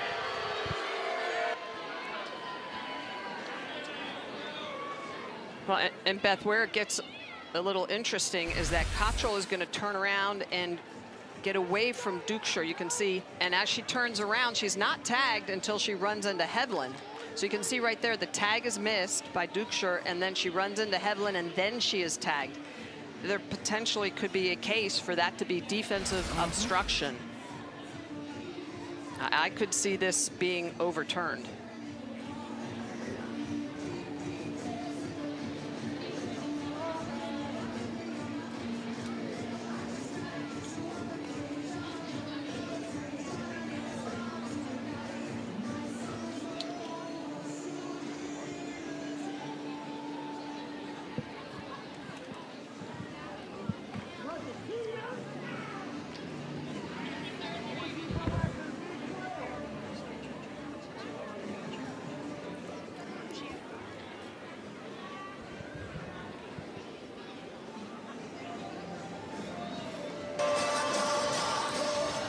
The ruling on the field is being changed. Obstruction will be the call.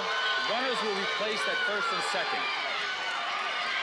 Well, and unfortunately for Alabama, I do think that is the right call because Dukeshire did miss Cottrell on that first swipe.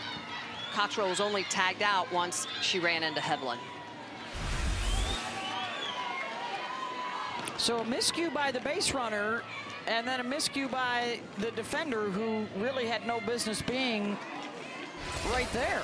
You know, it is #1 rule. When there's a rundown going on, you've got to pick your lane. You've got to go to one of the bags so that you're either following your throw or you're peeling back. There was no reason, as you mentioned, for Hevlin to be in the middle of the baseline. So runners on first and second here after the obstruction. Most important for A&M, a run scored on that. Cottrell with the RBI single, and Eshte comes in. So a couple of hits and a walk this inning. Cannon, deep fly ball, off the top of the wall. That's going to score another. The throw into second, not in time to get Cannon. And what a response for Texas A&M. Well, Cannon aggressive. She's known there's a little bit of pause on the field. She's coming out first pitch swinging and gets a pitch that she can handle. It's up in the zone, and she just elevates it.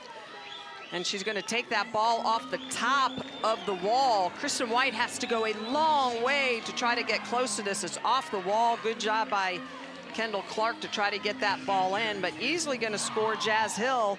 Cottrell has to wait up a little bit, so Cannon had to be a little delayed going into second base, but that's a big double off the top of the wall, scoring another run for Texas A&M. And still nobody out, 2 runners in scoring position. And after Bama puts up 3 in the bottom of the 5th, A&M responds with 2 here in the top of the 6th. Not done yet.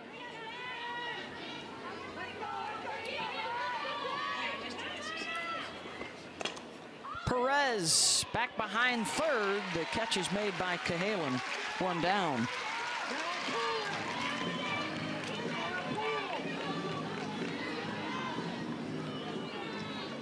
Well, I think both these coaches are probably going to go back and watch this inning from an offensive perspective and a defensive perspective and try to clean things up. A couple of defensive plays in this game, Beth, that if the Tide would have played them a little bit different, there would be a lot less runs up on that board. 9-5, Aggies in charge. Enright, a home run in the 3rd.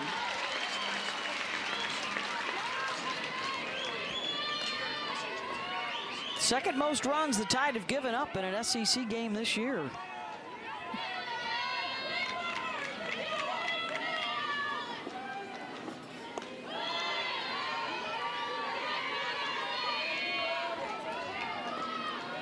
And after Torrance set them down in order in the 5th, they get after her here in the 6th. Making great adjustments. Enright, that's hard hit. White drifting over. Tagging from 3rd and coming in is Cottrell. Excuse me, that's her pinch runner, Lovell. And another run up for the Aggies. So they get all those runs right back.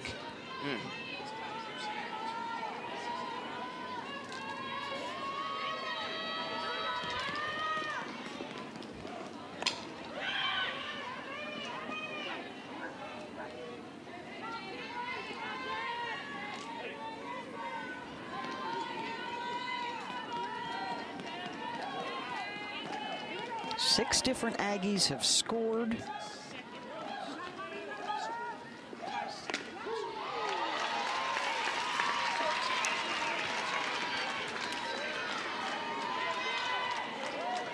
Boy, most of the damage that the Aggies have done, they've won the 3-2 count. But the big damage has been the 0-0 pitch, aggressive early in counts. Nowhere to go with it for Dowling. And Wiggins is aboard. That's a tough play. It'll be interesting to see how they score that, a hit or an error. Dowling has to go into that 5-6 hole. I think she has the opportunity to make the play if she can keep the ball in her glove. But it looks like they're still going to call that a base hit. Nice effort to stretch. And that's the difference in, you know, the game when you can. 241 on the season.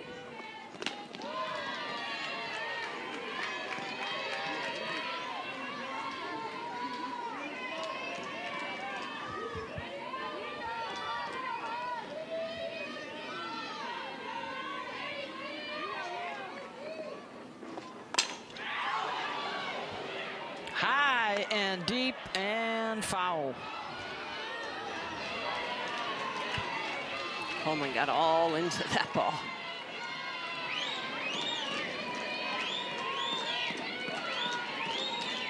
Seven hits this year. 3 of them have been home runs.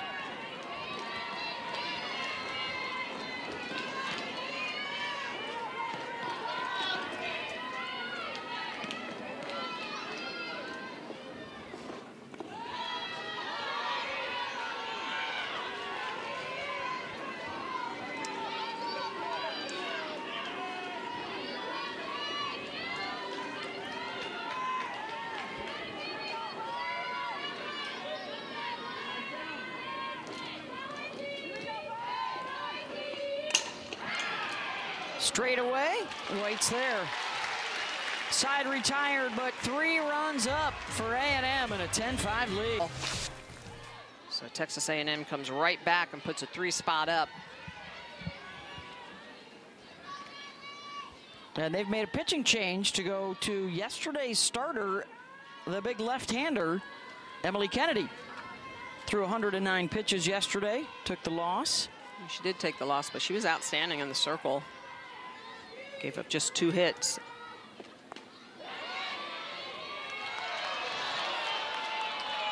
Riley Valentine didn't hold up, 0-2.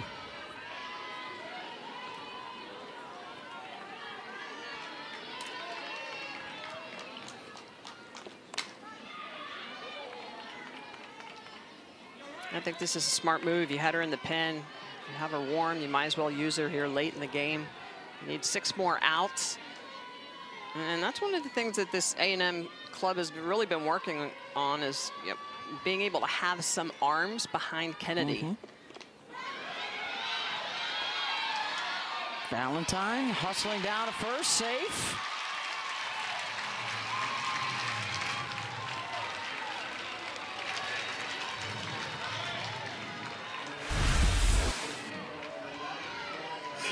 Ball diving down into the dirt. It's actually a pitch well out of the zone, so Kennedy gets the chase, but because it gets away from Cottrell, and then the throw down, really good job by Cannon to be inside the bag, but the throw low. So not able to get Valentine out. Runner goes as that ball got away from Cottrell.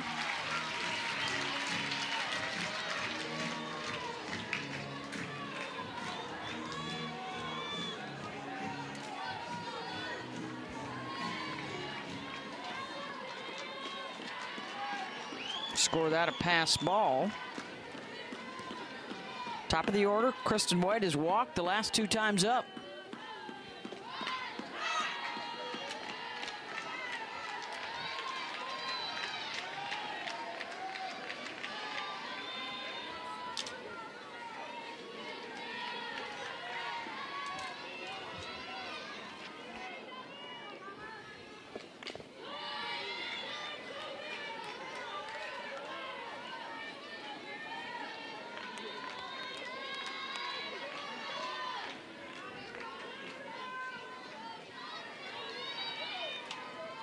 Pass ball, 10th of the season for Cottrell.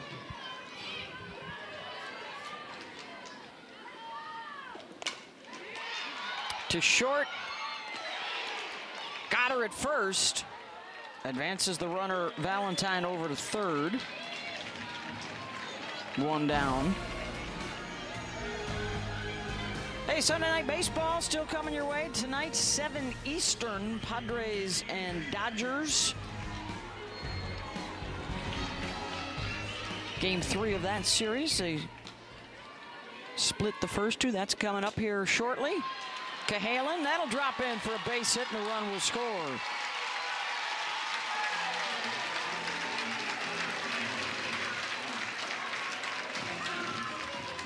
Both these offenses starting to be aggressive on first pitch.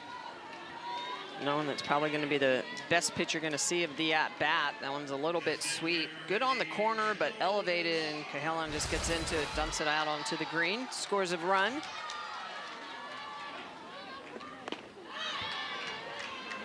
Clark, the big 3-run home run in the 5th inning for Bama.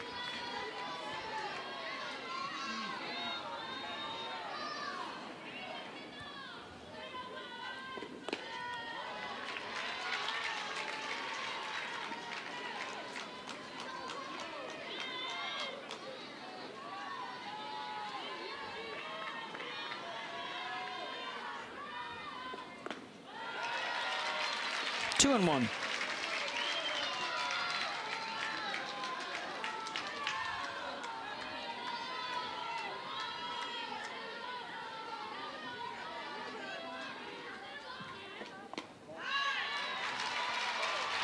Three and one.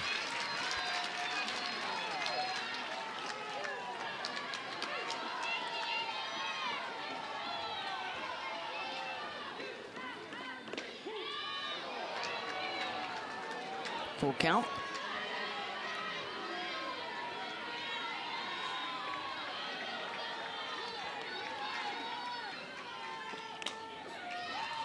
Crowder to second for one. Double play. Aggie defense coming through. 10-6 A&M over Alabama. Deep in the hole, Cahalan won't be able to get Harper here to lead off the inning against the new pitcher, Alex Salter. Just her 7th appearance of the season, has only thrown 5 innings all year and has not made an appearance in about a month.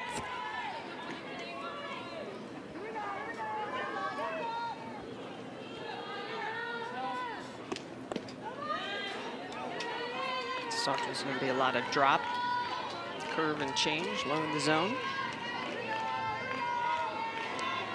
Story has been this Aggie offense today. A 3-run first, a 3-run second, a 3-run sixth after they were shut out yesterday. A 10-run explosion. Yeah, and it's interesting because you go back and you look at the statistical numbers on full counts. They've won most all their full counts, but their big hits have really come early in counts. They've been first pitch swinging. They've been winning the 1-1 counts. And they're clutch. 333 today with runners on base. 417 today with runners in scoring position. Oh, wait, 267 with runners in scoring position.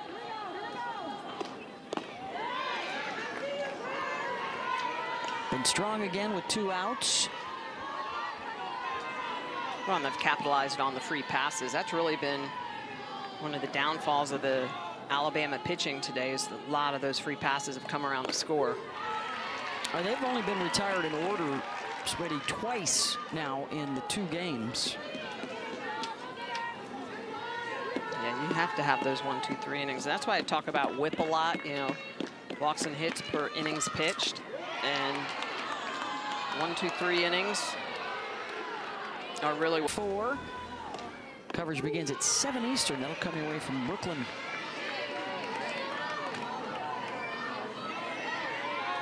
Our game 3 tomorrow night here, 7 Eastern on SEC Network.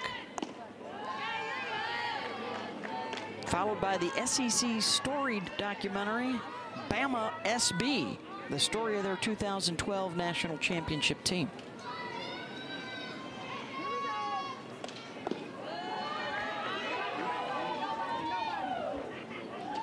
Just to dive a little bit deeper into all of these analytics here on the game with the free passes, 4 of those runs have scored. Base on ball, hit by pitch error. That's the difference in the score right now, 4 runs. Cahalan cannot field it cleanly, and the bases are loaded.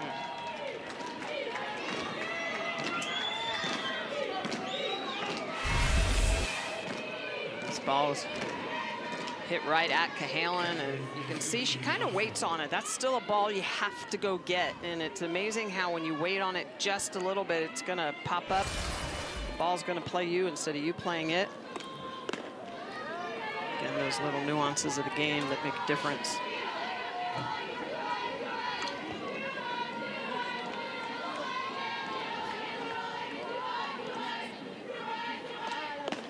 Well, like you talked about too, Michelle, in these instances, you're also finding out about the depth of your pitching staff. Absolutely, and you know, it was an unfortunate start for Jocelyn Brisky. Would have changed the inning. They may have only given up 1 run that inning instead of 3 in the first.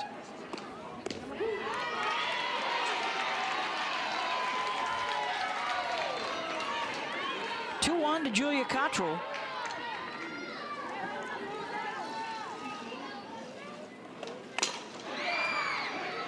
Center field, back to the base of the wall. White makes the catch. Everybody tags. Then A&M gets a run up as Harper comes in to score. Oh, so close to a grand slam right there. Very, very close to going out of the yard. Kristen White played this perfectly. You can see the way that Cottrell gets all into this ball, but look at the way Kristen White goes back immediately, reads the ball, eye on it, up against the wall. Look at the wall. She's right there, up against the wall, knows where she's at on the field. That is just great field awareness. After review in Birmingham, the call on the field is upheld. The runner did not leave early.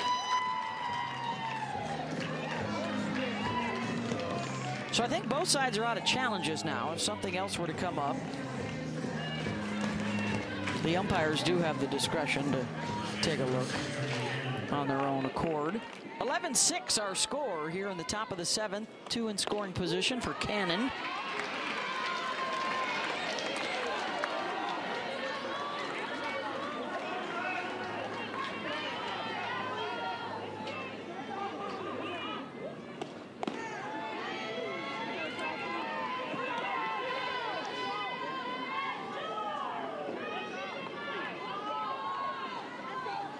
Wow, this is the second most runs ever allowed by Alabama. I think there was a 14-run game back in 2016.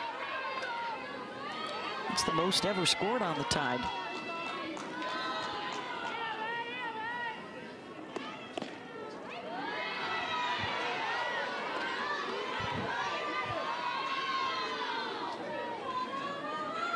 I talked earlier about how the offense has increased last year with Tricia Ford, this year as well, obviously. Cannon drills that one out to left. 1 run is in. Here comes another. 2 more on the board for the Aggies. Tricia Ford is going to be thrilled at how this has been an all-hands-on-deck kind of day at the plate.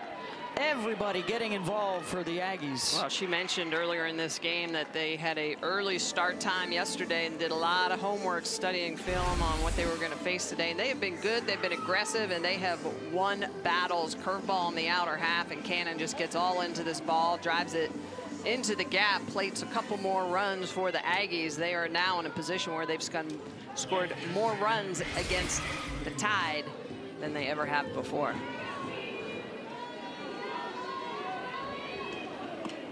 Pinch hitter here is Keely Williams.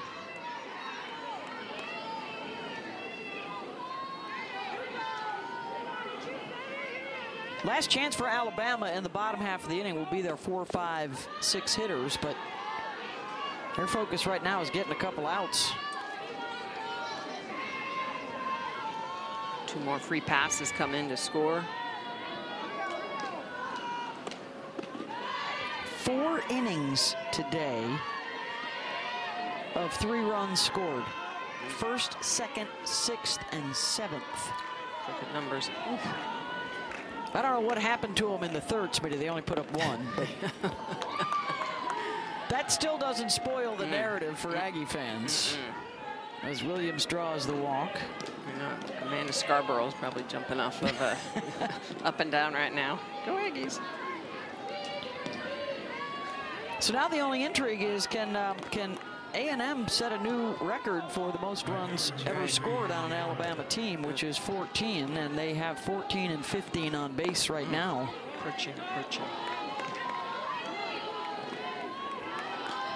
Oh, that's just Texas A&M now, I'm being told. Yes. Their personal record.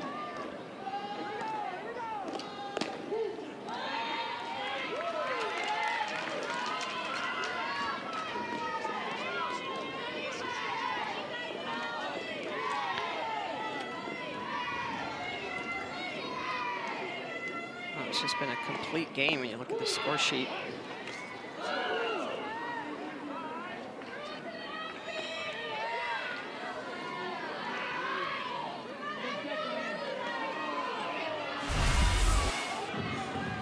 On time with the throw down. Ooh.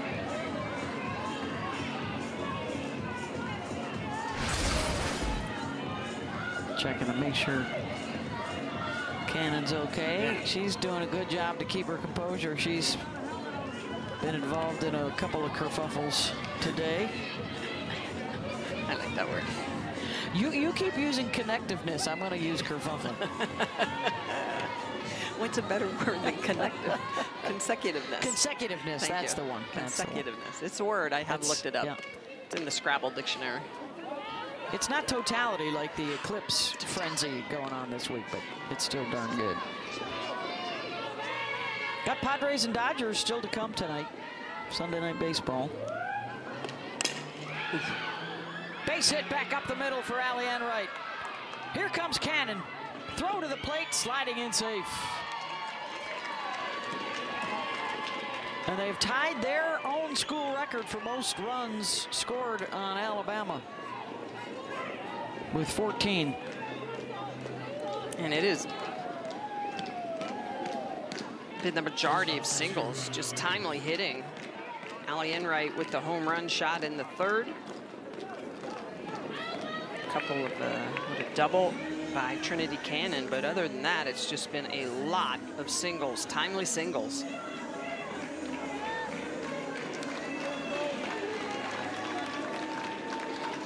Looks like Brisky's going to come back in.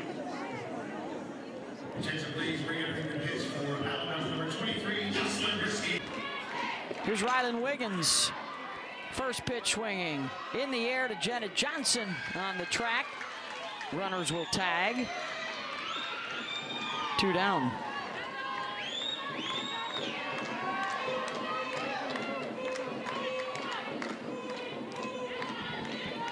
Kennedy Powell in the 9 spot.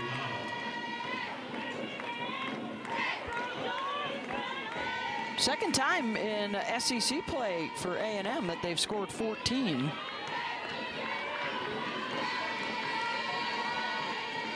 They did so in the Auburn series as well.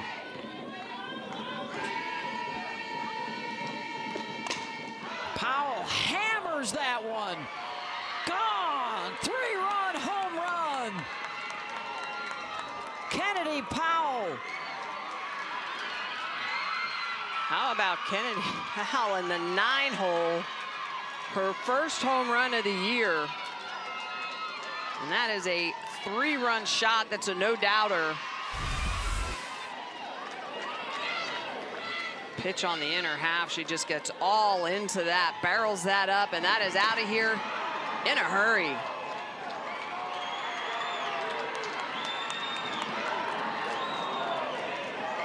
One more for her speed game. Is that the second home run of her career? First, as you called it, first of this year. Wow. 7 runs, 7th inning, 17-6.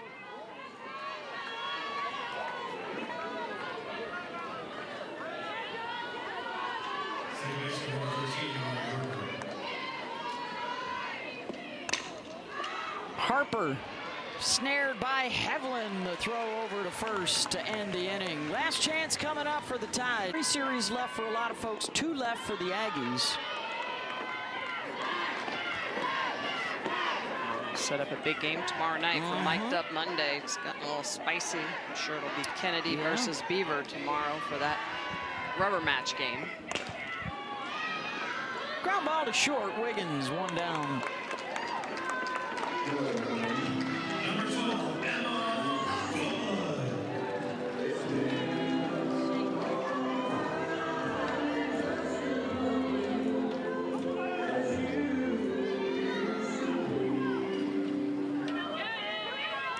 Alabama in game 1 yesterday. We had a pitcher's duel, and they've been both sides running their pitching staffs through the ringer a bit today. What's the total count of pitchers? A lot. 4 for Alabama, but Brisky played twice, and then 3 or 4 for the Aggies. 3, 7 changes. Oh, that just broke her glove. Right through the webbing. It's like Randy Johnson-esque.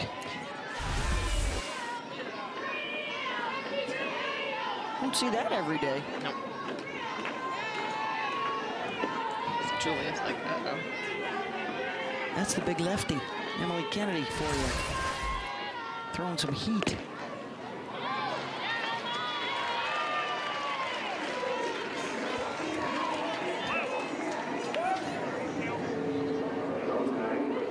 Ball 4 to Broadfoot.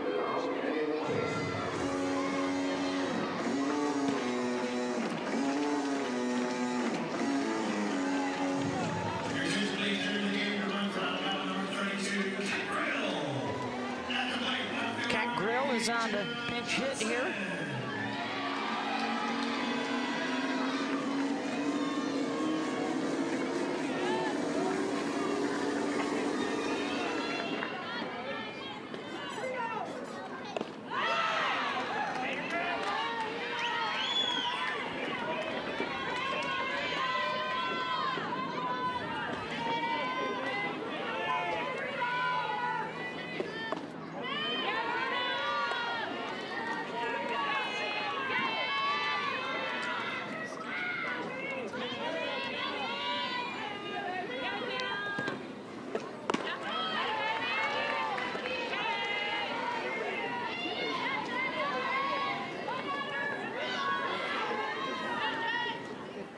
Johnson's been on all 3 times she's come to the plate today. Walk, a single, hit by a pitch, drove in a run with that single in the 4th. Tide tightened the game up in the 5th inning with the Kendall Clark 3-run home run. It was 7-5. It is no longer 7-5. They did a good job of, for a couple innings, keeping the Aggies off the board, but these last 2 innings, those 10 runs, a bit of an implosion. 3 passes, errors, some big hits given up. I think both these clubs are really trying to find 2, 3, and 4 pitchers behind their aces. Yes, they are. Johnson out to Hill, 2 down, and they're down to their last out.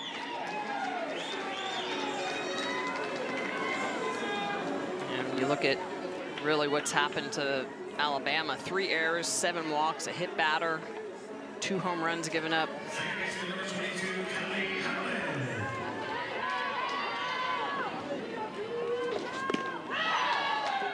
Well, they are getting another look at Kennedy if she does come back to start game 3 tomorrow.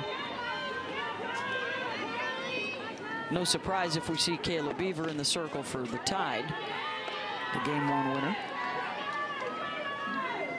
Beaver scattered those 6 hits.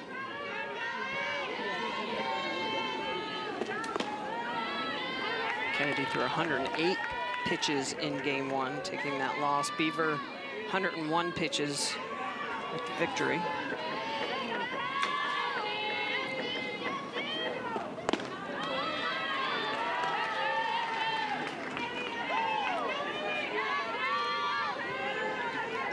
Well, it came just a bit too late. Obviously, if they had the big 7-run inning before, they wouldn't have had to bring Kennedy in, but they have to go back to their ace here. Try and close it out. Down to their last strike.